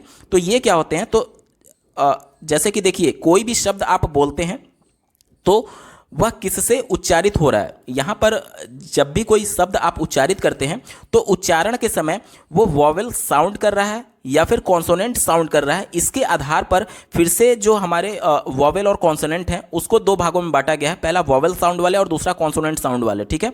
तो अगर वॉवेल साउंड की बात की जाए तो इनकी संख्या है 20, ठीक है। वॉवेल साउंड को फिर से 2 भागों में बांटा गया है। पहला होता है मोनोथॉन्ग्स। मोनोथॉन्ग्स कहने का मतलब कि ऐसे शब्द जिसको उच्चारित करते समय एक ही स्वर का बोध हो, मतलब ऐसा प्रतीत हो कि एक ही स्वर का उच्चारित हो रहा है, तो इनकी संख्या होती है 12। और दूसरा होता है डायथॉन्ग्स। डाई का मतलब होता है 2, आप लोग जानते होंगे। तो इसका मतलब यह है कि ऐसे शब्दों का उच्चारण करते समय हमें 2 स्वर सुनाई देते हुए प्रतीत होंगे, तो इनकी संख्या होती है 8, ठीक है। अब इसका एक उदाहरण समझ लीजिए। जैसे एक वर्ड मैं बोलूँ मोनोथॉन्ग्स का, तो स्वीट मैं बोल रहा हूँ, ठीक है, स्वीट। तो इसको जब आप हिंदी में लिखेंगे, थोड़ा सा मैं और डीप जाऊँ ताकि आपको समझ में आए। तो स्वीट अगर आप ऐसे लिखें तो यहाँ पर देखिए व में बड़ी ई की मात्रा है, ठीक है, बड़ी ई की मात्रा यानी एक स्वर का यहाँ पर बोला जाएगा। अगर इसी प्रकार से मैं बोलूँ बॉयल, BOIL, बॉयल बोला जाए जिसे उबालना बोलते हैं, तो इसको आप देखेंगे तो पहले बो ओ की मात्रा आ रही है, बो, ठीक है, उसके बाद से ऑयल, फिर ये ऑ करके आ रहा है बॉयल, ठीक है। तो यहाँ पर देखिए ये पहला स्वर हो गया और ये दूसरा स्वर हो गया। कहने का मतलब कि बॉयल के उच्चारण करते समय आपको दो स्वर उच्चारित होते हुए सुनाई देंगे, तो ये आपका डायथॉन्ग्स होता है, ठीक है। तो यहाँ पर मोनोथॉन्ग्स की संख्या 12 हो गई और डायथॉन्ग्स की संख्या 8 हो गई, और इन दोनों को जोड़ करके टोटल वॉवेल साउंड की संख्या 20 होती है। यही प्रश्न में आपसे पूछा था वॉवेल साउंड की संख्या कितनी होती है, तो आपका उत्तर हो जाएगा 20। और अगर बात करें कॉन्सोनेंट साउंड की, तो इनकी संख्या होती है 24, ठीक है। तो ऑप्शन में देखिए एक ही ऑप्शन में दिया गया है, ऑप्शन नंबर 4, 20 और 24। अगला प्रश्न पूछा गया था identify the direct narration of the given sentence. यहां पर एक वाक्य दिया गया है जो कि इनडायरेक्ट नरेशन में दिया गया है, और इसका डायरेक्ट नरेशन क्या होगा यही प्रश्न में आपसे पूछा जा रहा है। वाक्य दिया गया है Atul informed his friend that he could make use of his bike while he was away. यहां पर एक बात ध्यान देने वाली बात है कि जैसे अगर यहां पर इनडायरेक्ट नरेशन में कुड दिया गया है, तो इसके डायरेक्ट नरेशन में हम लोग कैन ढूंढेंगे। क्यों ढूंढेंगे? क्योंकि कैन का कुड में कन्वर्ट हो जाता है डायरेक्ट से इनडायरेक्ट में कन्वर्ट करते समय, ठीक है। तो चूंकि ये इनडायरेक्ट में दिया गया है इस वजह से कुड आया है, तो इसके डायरेक्ट में कैन आना चाहिए। तो जिस भी ऑप्शन में कैन होगा वही हमारा उत्तर होगा। पहला ऑप्शन दिया गया था Atul said to his friend you will. देखिए यहां पर विल आ गया, इस वजह से आपका ऑप्शन गलत हो जाएगा, ठीक है। बात करेंगे दूसरे ऑप्शन की। दूसरा ऑप्शन देखिए Atul said to his friend use my bike while I go away. यहां पर देखिए हिज फ्रेंड के अनुसार यहां पर यू आना चाहिए था, लेकिन सब्जेक्ट नहीं दिया गया है, इस वजह से ये ऑप्शन भी आपका गलत हो गया। बात करें अगर चौथे ऑप्शन की, तो दिया गया अतुल आस्क्ड हिज फ्रेंड। यहां पर देखिए विल से शुरू हो रहा है, विल का मतलब हेल्पिंग वर्ब, और ये इंट्रोगेटिव सेंटेंस की तरफ इशारा कर रहा है। लेकिन अगर हम लोग का जो इनडायरेक्ट नरेशन दिया गया था वो उसमें कहीं भी इफ या फिर वेदर का प्रयोग नहीं किया गया है, इस वजह से हेल्पिंग वर्ब से ये स्टार्ट नहीं होगा, इस वजह से हमारा उत्तर नहीं हो सकता। एक ही ऑप्शन बचता है, ऑप्शन नंबर 3, यही आपका सही उत्तर होगा। एक बार ऑप्शन को देख लेते हैं। देखिए लिखा गया है Atul said to his friend you can. देखिए हमने क्या पढ़ा था, कुड आया हुआ था, इस वजह से कैन आना कंपलसरी था, तो ये कैन आ गया। Make use of my bike while I am away, इस वजह से यही एक ऑप्शन बचता है और यही आपका सटीक उत्तर होगा। अगला प्रश्न पूछा गया था identify the part of speech of the underlined word in the following sentence. यानी दिए गए वाक्य में जो रेखांकित वर्ड है, शब्द है, उसका आपको कौन सा वो पार्ट ऑफ स्पीच है बताना है। और वाक्य दिया गया he is intelligent enough to solve this sum. यहां पर देखिए एनफ कौन सा वर्ड होगा यही आपको पूछा जा रहा है। देखिए ही इज इंटेलिजेंट, इंटेलिजेंट का मतलब क्या हो गया, वह बुद्धिमान है। ये बुद्धिमान शब्द किसकी विशेषता बता रहा है, ही की। ही एक प्रोनाउन है, और जो शब्द किसी नाउन या फिर प्रोनाउन की विशेषता बताते हैं उसको क्या बोला जाता है, उसको बोला जाता है एडजेक्टिव। तो ये क्लियर हो गया कि शब्द इंटेलिजेंट जो है वह एडजेक्टिव है। अब देखिए ही इज इंटेलिजेंट एनफ, यानी कि वह पर्याप्त बुद्धिमान है। अब पर्याप्त किसकी विशेषता बता रहा है, वो इंटेलिजेंट की विशेषता बता रहा है। और जो शब्द किसी एडजेक्टिव की विशेषता बताते हैं वो क्या होते हैं, वो होते हैं एडवर्ब होते हैं, ठीक है। वो क्या होते हैं, वो एडवर्ब होते हैं। तो एनफ आपका क्या हो जाएगा, एडवर्ब हो जाएगा। ऑप्शन नंबर 1 एडवर्ब इसका सही उत्तर है।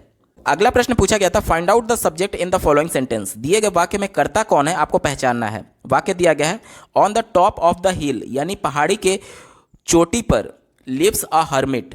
यहां पर देखिए जो कार्य करता है, जिसके द्वारा कार्य किया जाता है वही कर्ता होता है। लिव मतलब हो गया रहना, यानी ये रहने की क्रिया कर रहा है। और कौन कर रहा है, अ हर्मिट। हर्मिट का मतलब क्या होता है, एकांतवासी होता है। तो पहाड़ी के चोटी पर रहने का काम कौन कर रहा है, एक एकांतवासी कर रहा है, अ हर्मिट कर रहा है। इस वजह से आपका उत्तर हो जाएगा अ हर्मिट, इसमें सब्जेक्ट होगा। ऑप्शन नंबर 2 सही उत्तर है। अगला प्रश्न पूछा गया था in the following sentence change the verb to the past tense, यानी दिए गए वाक्य में जो वर्ब है उसको पास्ट टेंस में कन्वर्ट करना है। सबसे पहले आप देख लीजिए वाक्य क्या दिया गया, शी हाइड्स। हाइड का मतलब क्या होता है, छिपाना होता है। शी हाइड्स, यहां पर देखिए वर्ब के फॉर्म में यस लगा हुआ है, यानी कि ये प्रेजेंट इंडेफिनिट टेंस है, ये तो कंफर्म हो गया, ठीक है। अब दिया गया she hides her face for shame, यानी कि वह शर्म से अपने चेहरे को छुपाती है, ठीक है। अब यहाँ पे वर्ब जो है हाइड्स है, यानी वर्ब के फॉर्म में एस लगा हुआ है, तो इसको पास्ट टेंस में कन्वर्ट करने के लिए आपको पास्ट इंडिफिनिट में जो वर्ब का सेकंड फॉर्म यूज किया जाता है, ठीक है। तो यहाँ पर वर्ब क्या था, यहाँ पर वर्ब था हाइड, इसका सेकंड फॉर्म क्या हो जाता है, हिड हो जाता है, और थर्ड फॉर्म क्या हो जाता है, हिडन हो जाता है। क्योंकि पास्ट टेंस बोला गया था, पास्ट में पास्ट इंडेफिनिट में वर्ब का सेकंड फॉर्म यूज किया जाता है, हिड होगा, इस वजह से ऑप्शन नंबर 3 इसका हिड सही उत्तर होगा। अगला प्रश्न पूछा गया था, identify the type of the sentence given below, यानी दिया गया वाक्य किस प्रकार का वाक्य आपसे पूछा जा रहा है। देखिए वाक्य दिया गया हाउ वेल शी सिंग्स, यानी कि वह कितना अच्छा गाती है। यहाँ पर देखिए अंत में एक्सक्लेमेटरी साइन लगा हुआ है, इस वजह से आपको सोचने की आवश्यकता ही नहीं है, आपका उत्तर हो जाएगा एक्सक्लेमेटरी सेंटेंस का ये प्रकार है, ऑप्शन नंबर 4 सही उत्तर होगा। अगला प्रश्न पूछा गया था, which of the following sentence is correct, यानी दिए गए वाक्यों में कौन सा वाक्य शुद्ध है, आपको पहचानना है। पहला वाक्य दिया गया है he is an European, European word देखिए ये भले ई से शुरू हुआ है, लेकिन जब आप इसको प्रोनाउंसिएट करेंगे, उच्चारित करेंगे तो य से शुरू होगा, यानी कि वाई अल्फाबेट से शुरू होगा। वाई एक कॉन्सोनेंट है, इस वजह से यहां पर एन नहीं लगेगा बल्कि ए लगना चाहिए, इस वजह से उत्तर गलत हो गया। दूसरा सेंटेंस देखिए, an 1 rupee note is rare to find, यहां पर देखिए एन जो लगा हुआ है वो 1 से पहले लगा हुआ है, वो ये वी से स्टार्ट होगा, इस वजह से यहां पर एन ना होकर के ए होना चाहिए, इस वजह से दूसरा ऑप्शन भी गलत हो गया, ठीक है। तीसरा ऑप्शन देखिए, I donate an unit of blood, यहां पर देखिए यूनिट फिर ये वाई से शुरू होगा, इस वजह से एन ना यूज करके ए यूज होना चाहिए था, ये भी गलत हो गया। ऑप्शन नंबर 4 ही बचता है, एक बार उसको भी देख लेते हैं। An FIR was lodged against him, यहां पर देखिए FIR ए, ये एफ जो है ये ऐसे लिखेंगे आप, ये ए से शुरू हो रहा है, ठीक है, जो कि एक वॉवेल को डिनोट कर रहा है, इस वजह से यहां पर एन बिल्कुल सही होगा, और यहीं एक विकल्प है जो कि सही है, option number 4 an FIR was lodged against him इसका सही उत्तर होगा। अगला प्रश्न पर्यावरण एवं सामाजिक अध्ययन टॉपिक से पूछा गया था। इस टॉपिक से सुपर टेट की परीक्षा में 10 अंक के प्रश्न पूछे जाते हैं, जिसमें पहला प्रश्न पूछा गया था, भारतीय राष्ट्रीय कांग्रेस के प्रथम मुस्लिम अध्यक्ष कौन थे। तो भारतीय राष्ट्रीय कांग्रेस के प्रथम मुस्लिम अध्यक्ष बदरुद्दीन तैयब जी थे, ऑप्शन नंबर 3 सही उत्तर है। अगला प्रश्न पूछा गया था, साइमन कमीशन के विरुद्ध प्रदर्शन में लाठीचार्ज से लगी चोटों से किस नेता की मृत्यु हुई थी। तो लाला लाजपत राय जी की लाठीचार्ज में मृत्यु हो गई थी, ऑप्शन नंबर 1 सही उत्तर होगा। अगला प्रश्न पूछा गया था, लोकसभा द्वारा पारित धन विधेयक को राज्यसभा विचार विमर्श के लिए अधिकतम कितने दिनों तक रख सकती है। तो आपको ज्ञात होगा अधिकतम 2 सप्ताह यानी कि 14 दिनों के लिए रख सकती है, ऑप्शन नंबर 3 सही उत्तर हो जाएगा। अगला प्रश्न पूछा गया था, प्रायद्वीपीय भारत का सबसे दक्षिणी बिंदु कन्याकुमारी की स्थिति क्या है। जैसा कि आपको ज्ञात होगा कर्क रेखा, मकर रेखा और भूमध्य रेखा, ये 3 अक्षांश रेखाएं होती हैं, तो इसके सापेक्ष जो कन्याकुमारी की स्थिति है वो क्या हो सकती है, आपसे पूछा जा रहा है। इस प्रश्न के उत्तर को देने के लिए आपको कुछ कॉन्सेप्ट को समझना होगा। जैसा कि आपको ज्ञात होगा भारत एशिया में पड़ता है, ठीक है, एशिया महाद्वीप में पड़ता है, तो यहाँ पर आप देखिए ये पूरा एशिया महाद्वीप है, ठीक है, यानी इसी में ये भारत है, आप देख पा रहे होंगे यहाँ पे कोने पे ये पूरा भारत है ऐसे, ठीक है। यहाँ पे जो भारत की स्थिति है, भारत से एक ही अक्षांश रेखा होकर के गुजरती है, आप देख पा रहे होंगे 23.5 डिग्री अक्षांश रेखा, ठीक है, जो कि भारत के लगभग 8 राज्यों से होकर के गुजरती है। अब प्रश्न में आपसे ये पूछा जा रहा है कि जो भारत का सबसे दक्षिण वाला बिंदु है यहाँ पर कहीं होगा कन्याकुमारी, ठीक है, तो इसकी स्थिति क्या हो सकती है, इसकी स्थिति क्या हो सकती है, इसको देखने के लिए देखिए ये जो कर्क रेखा है 23.5 डिग्री उत्तरी अक्षांश रेखा, या तो ये ऑप्शन में दिया रहे कि इसके दक्षिण में कैसे। अब यहाँ पर मैं थोड़ा सा आपको मैप बना करके दिखाने की कोशिश करता हूँ ताकि और अच्छा से आपको समझ में आए। ये देखिए ये ईस्ट होता है, ये वेस्ट होता है, ऊपर नॉर्थ होता है और नीचे साउथ होता है, ठीक है। हमको इस बिंदु का पॉइंट बताना है, तो यहाँ से देखिए ये वाली जो रेखा है ये कर्क रेखा है और इसके नीचे देखना है, यानी कि कर्क रेखा से दक्षिण की तरफ अगर होगा उत्तर तो हो सकता है, ठीक है। पहला ऑप्शन हो सकता है कर्क रेखा से दक्षिण की तरफ। दूसरा ऑप्शन क्या हो सकता है, ये देखिए 0 डिग्री जो अक्षांश रेखा है, 0 डिग्री अक्षांश रेखा, इसको हम लोग भूमध्य रेखा के नाम से भी जानते हैं।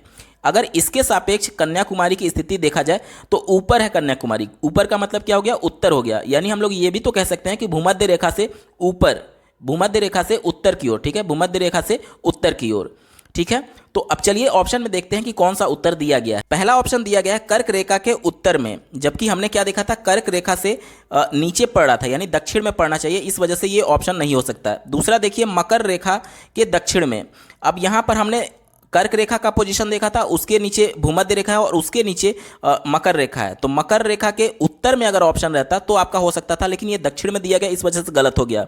तीसरा देखिए, भूमध्य रेखा के उत्तर में, ये बीच वाली लाइन भूमध्य रेखा थी और भारत का दक्षिणी बिंदु यहां पर कहीं था, और इसके उत्तर की बात की जा रही है, यानी ऊपर की बात होगी, यानी यही वाला विकल्प आपका सही हो जाएगा। ठीक है, एक बार चौथे विकल्प को देख लीजिए, भूमध्य रेखा के दक्षिण में, ये भूमध्य रेखा है, बीच वाली रेखा, और इसके दक्षिण बोल रहा है, यानी कि नीचे होना चाहिए, जो कि ऑप्शन आपका गलत है।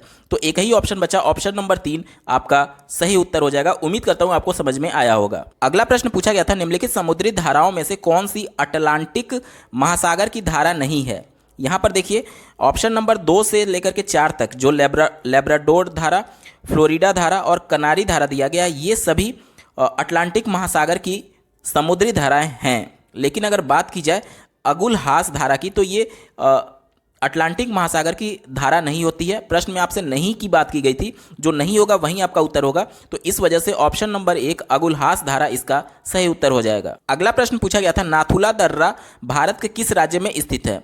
तो ये सिक्किम में स्थित है। ऑप्शन नंबर 3 सही उत्तर हो जाएगा। अगला प्रश्न है, भारत में गरीबी का आकलन किस आधार पर किया जाता है। तो परिवार कितना उपभोग कर रहे हैं, यानी कि परिवार का उपभोग में व्यय कितना हो रहा है, खर्चा कितना हो रहा है, इसी के आधार पर भारत में गरीबी का आकलन किया जाता है। ऑप्शन नंबर 1 सही उत्तर हो जाएगा। अगला प्रश्न है, इनमें से भारत की संविधान सभा के पहले अध्यक्ष कौन थे। तो इसका उत्तर हो जाएगा ऑप्शन नंबर 1 डॉक्टर सच्चिदानंद सिन्हा। अगला प्रश्न पूछा गया था, काकोरी षड्यंत्र किस वर्ष में हुआ था। तो ये 1925 में हुआ था। ऑप्शन नंबर 2 सही उत्तर हो जाएगा। पर्यावरण एवं सामाजिक अध्ययन पार्ट से अंतिम प्रश्न पूछा गया था कि भारत में अवस्थापित होने वाला प्रथम राष्ट्रीय उद्यान है। तो ये पहला राष्ट्रीय उद्यान ऑप्शन नंबर 1 जिम कॉर्बेट राष्ट्रीय उद्यान है। पहला ऑप्शन सही होगा। अगला प्रश्न शिक्षण कौशल टॉपिक से जुड़ा हुआ है। इस टॉपिक से सुपर टेट की परीक्षा में कुल 10 अंक के प्रश्न पूछे जाते हैं, जिसमें पहला प्रश्न पूछा गया था, भारतीय पुनर्वास परिषद की स्थापना किस उद्देश्य के लिए हुई थी।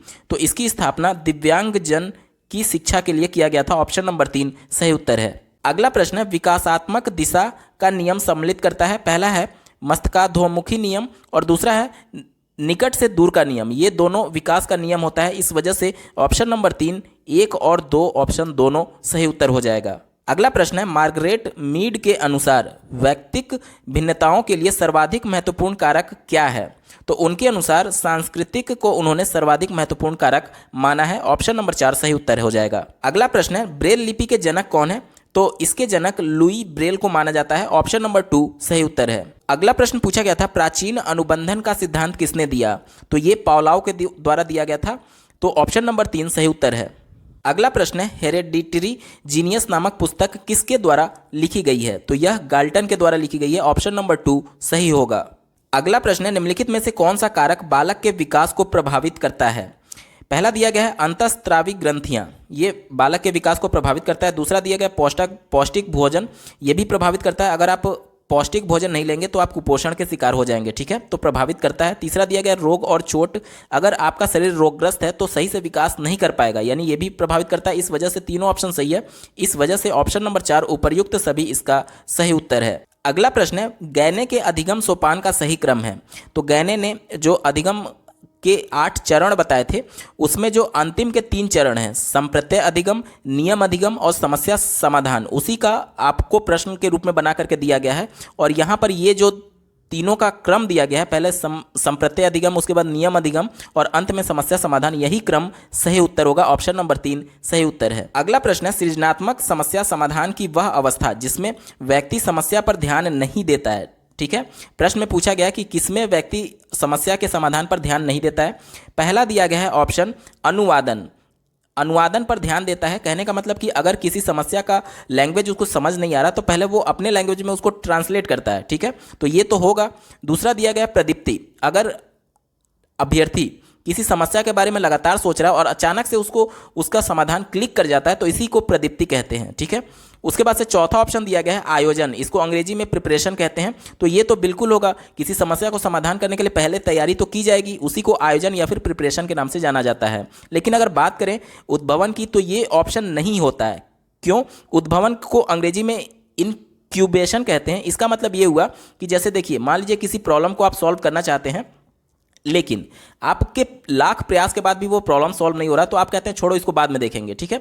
उस प्रॉब्लम को जब आप छोड़ देते हैं तो वो चेतन मन से अचेतन मन में चला जाता है, यानी कि समस्या समाधान के लिए जिस प्रॉब्लम से आप जूझ रहे थे वो आपके अचेतन मन में चला गया और अब आप उस पर ध्यान नहीं दे रहे हैं। यही प्रश्न में पूछा गया था कि सृजनात्मक समस्या समाधान की वह अवस्था जिसमें व्यक्ति समस्या पर ध्यान नहीं देता है, तो ये अवस्था होती है उद्भवन की अवस्था। ऑप्शन नंबर 3 सही उत्तर होगा।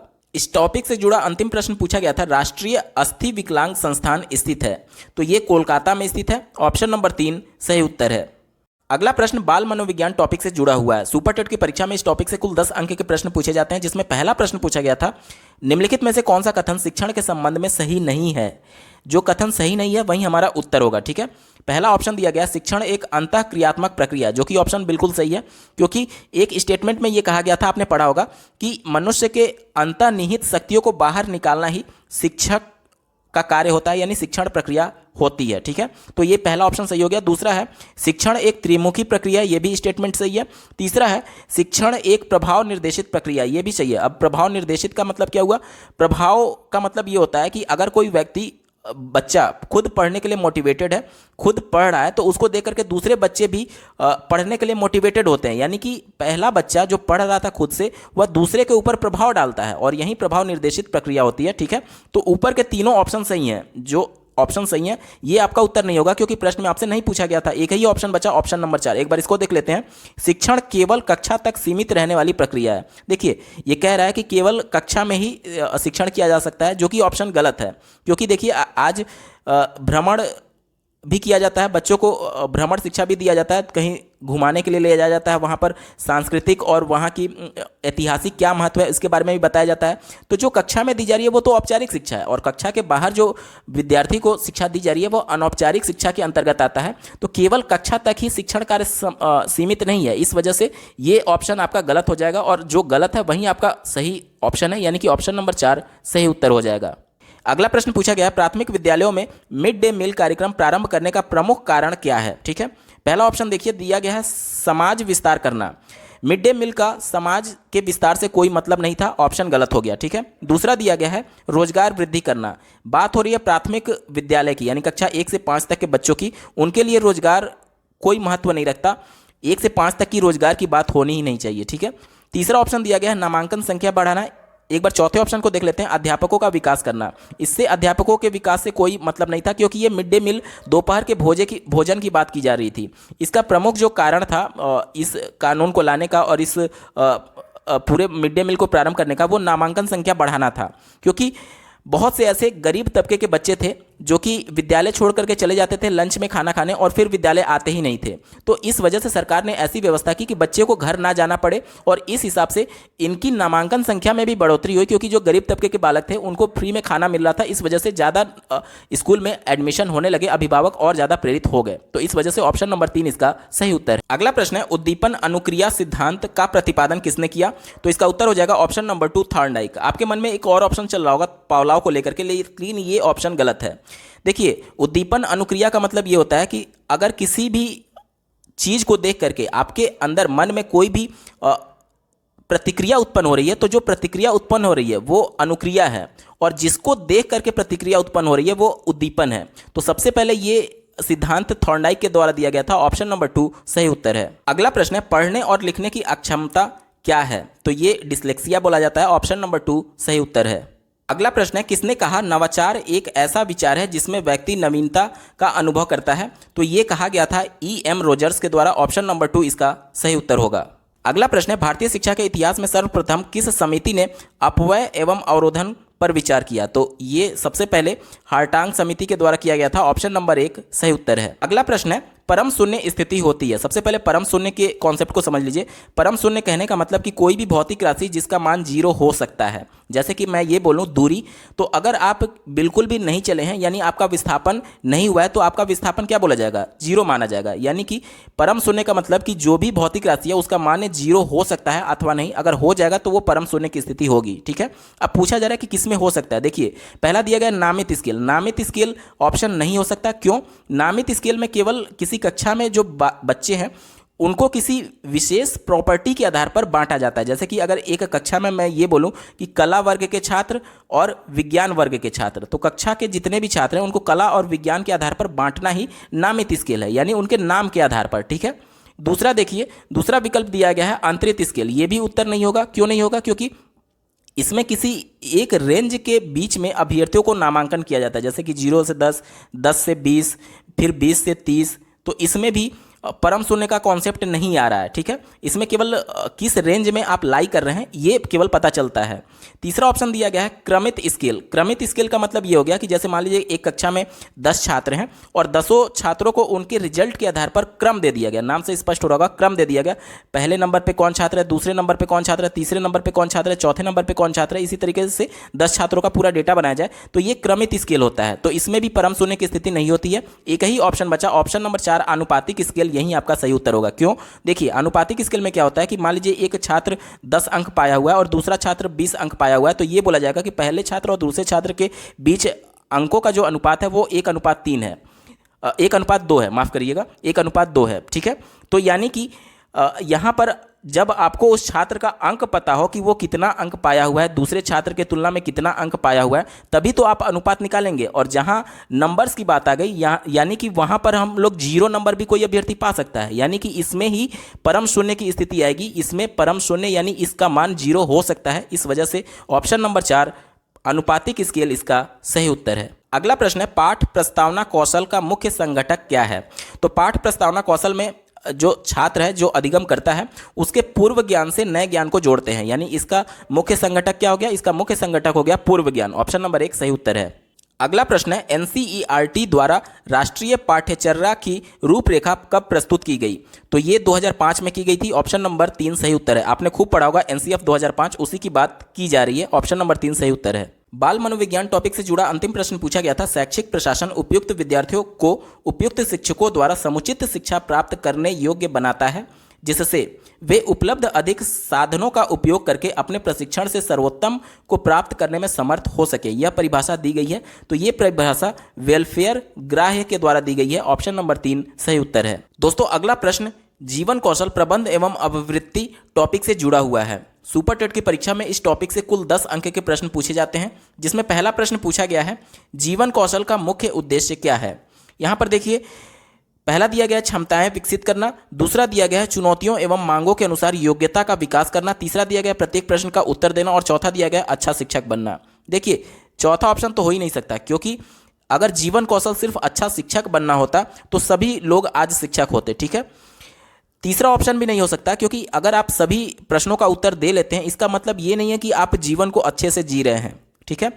बात करें पहले ऑप्शन की, तो क्षमताएं विकसित करना। देखिए, आप केवल स्किल सीखते जाएं लेकिन फिर भी आपकी लाइफ में हमेशा खुशी नहीं रहेगी, यानी ये भी ऑप्शन नहीं हो सकता है। एक ही ऑप्शन बचा, ऑप्शन नंबर 2 चुनौतियों एवं मांगों के अनुसार योग्यता को विकसित करना। मतलब कि आपके लिए चुनौती क्या है, आपके अनुसार क्या मांग है, उसके अनुसार अपनी योग्यताओं को विकसित करना ही जीवन कौशल का मुख्य उद्देश्य है। ऑप्शन नंबर 2 सही होगा। अगला प्रश्न पूछा गया था अभिप्रेरणा के मूल प्रवृत्ति सिद्धांत के प्रतिपादक कौन है? तो ये मैकडूगल के द्वारा सिद्धांत प्रतिपादित किया गया था। उत्तर हो जाएगा ऑप्शन नंबर 3। अगला प्रश्न है सहानुभूति कौशल में व्यक्ति, दूसरा ऑप्शन दिया गया है, देखिए, दूसरों को पसंद करता है।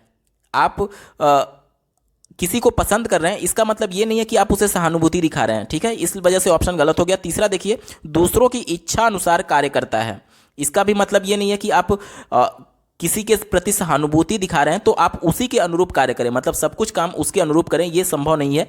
तीसरा ऑप्शन गलत हो जाएगा।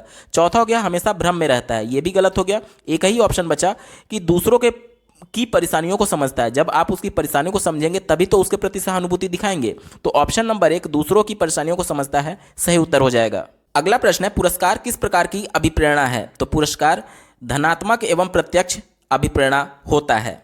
अगला प्रश्न पूछा गया था शिक्षा का अधिकार अधिनियम यानी आरटी एक्ट किस वर्ष से प्रभावी हुआ? देखिए, इसी आरटी एक्ट से 2 प्रकार से प्रश्न पूछे जाते हैं कि कब ये एक्ट बनकर के तैयार हुआ, तो आपका उत्तर होगा 2009। आपने इसका पूरा नाम पढ़ा होगा, आरटी एक्ट 2009। ठीक है, लेकिन प्रश्न में ये पूछा जा रहा है कि कब से ये एक्ट लागू हुआ, यानी कब से प्रभावी हुआ, तो इसका उत्तर हो जाएगा 2010। 2010 में ये एक्ट प्रभावी हुआ था। ऑप्शन 2 सही उत्तर है। अगला प्रश्न है मूल्य वह है जो मानव इच्छाओं की तुष्टि करे, यह विचार किसके द्वारा दिया गया है? तो यह विचार अर्बन के द्वारा दिया गया है। ऑप्शन नंबर 3 सही उत्तर है। अगला प्रश्न पूछा गया था निम्नलिखित में से कौन सा एक सामाजिक प्रेरक है? ठीक है, यहां पर देखिए ऑप्शन नंबर 3 और 4 जो दिया गया है, भूख और प्यास, ये जन्मजात प्रेरक होते हैं। मतलब कि आपको कहीं से अर्जित करने की आवश्यकता नहीं है। आप पैदा होंगे तो आपको भूख और प्यास लगेगा ही लगेगा। बच्चा जब 1 दिन का होता है उसी दिन से उसको भूख प्यास लगने लगता है, तो ये जन्मजात प्रेरक होता है। ठीक है, अगर प्रेम की बात करें तो बच्चा जब 2 से 3 महीने का होता है तो वो अपने माता के प्रति प्रेम दिखाने लगता है। ठीक है, तो ये भी सामाजिक प्रेरक नहीं है। एक ही ऑप्शन बचा, ऑप्शन नंबर 1 आत्मगौरव। देखिए, आत्मसम्मान एक प्रकार का सामाजिक प्रेरक होता है, क्योंकि आप अपने आत्मसम्मान के लिए उन कुरीतियों से दूर रहना पसंद करते हैं जो कि समाज के द्वारा मान्यता नहीं दी गई है। तो यही एक सामाजिक प्रेरक है। उत्तर हो जाएगा ऑप्शन नंबर 1 आत्मगौरव। अगला प्रश्न पूछा गया था अलग ढंग से कार्य करने तथा नए तरीकों का इस्तेमाल करने की योग्यता कहलाती है। देखिए, नए तरीके जहां भी आ गए वहां पर हमेशा अपसारी चिंतन या फिर सृजनात्मकता आएगा ही आएगा। ऑप्शन नंबर 1 सृजनात्मकता इसका सही उत्तर है। बात करेंगे प्रश्न संख्या 44 की, व्यावसायिक निर्देशन का प्रयोग सर्वप्रथम किसने किया? तो सर्वप्रथम व्यावसायिक निर्देशन का प्रयोग पार्सन्स के द्वारा किया गया था। ऑप्शन नंबर 2 इसका सही उत्तर है। इस टॉपिक से अंतिम प्रश्न पूछा गया था, एनसीईआरटी ने शैक्षिक संबंध में निम्नलिखित मूल्यों में से किसको स्वीकार किया है? तो एनसीईआरटी ने सफाई एवं सच्चाई को भी स्वीकार किया, श्रम को भी स्वीकार किया और समानता एवं सहयोग को भी स्वीकार किया है। इस वजह से आपका उत्तर हो जाएगा ऑप्शन नंबर 4 उपर्युक्त सभी। दोस्तों, अगला टॉपिक सामान्य ज्ञान और समसामयिकी का है। इसमें पहला प्रश्न पूछा गया था, भारत के 23वें मुख्य निर्वाचन आयुक्त हैं? तो इसका सही उत्तर हो जाएगा ऑप्शन नंबर 3 सुनील अरोड़ा। 7वां प्रश्न पूछा गया था, भारत में राष्ट्रीय खेल दिवस कब मनाया जाता है?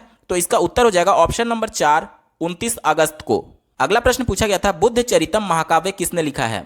तो ये अश्वघोष के द्वारा लिखा गया है। ऑप्शन नंबर 1 सही उत्तर हो जाएगा। बात करेंगे प्रश्न संख्या 9 की, विश्व पर्यावरण दिवस 2018 का विषय यानी कि थीम क्या था? तो इसका उत्तर हो जाएगा ऑप्शन नंबर 4 प्लास्टिक प्रदूषण को कम करो। 10वां प्रश्न पूछा गया था, ग्लोबल हैप्पीनेस इंडेक्स यानी GHI 2018 के अनुसार भारत का विश्व में कौन सा स्थान है? तो इसका उत्तर हो जाएगा ऑप्शन नंबर 3 133वां स्थान है। अगला प्रश्न पूछा गया था, नाथ पंथ नामक संप्रदाय के प्रवर्तक कौन थे? तो आयोग ने इसका उत्तर मस्तेंद्र नाथ को माना था। ठीक है। 12वां प्रश्न पूछा गया था, निम्नलिखित में से कौन सा कर्नाटक का लोक नृत्य है? तो इसका सही उत्तर हो जाएगा ऑप्शन नंबर 4 यक्षगान। अगला प्रश्न था, कांचीपुरम में कैलाशनाथ मंदिर यानी शिव मंदिर जिसकी भीतरी दीवार में रंगों से मूर्तियां बनाई गई हैं, किसने बनवाया था? तो इसका उत्तर हो जाएगा ऑप्शन नंबर 4 नरसिंह वर्मन 2 के द्वारा बनाया गया था। ठीक है।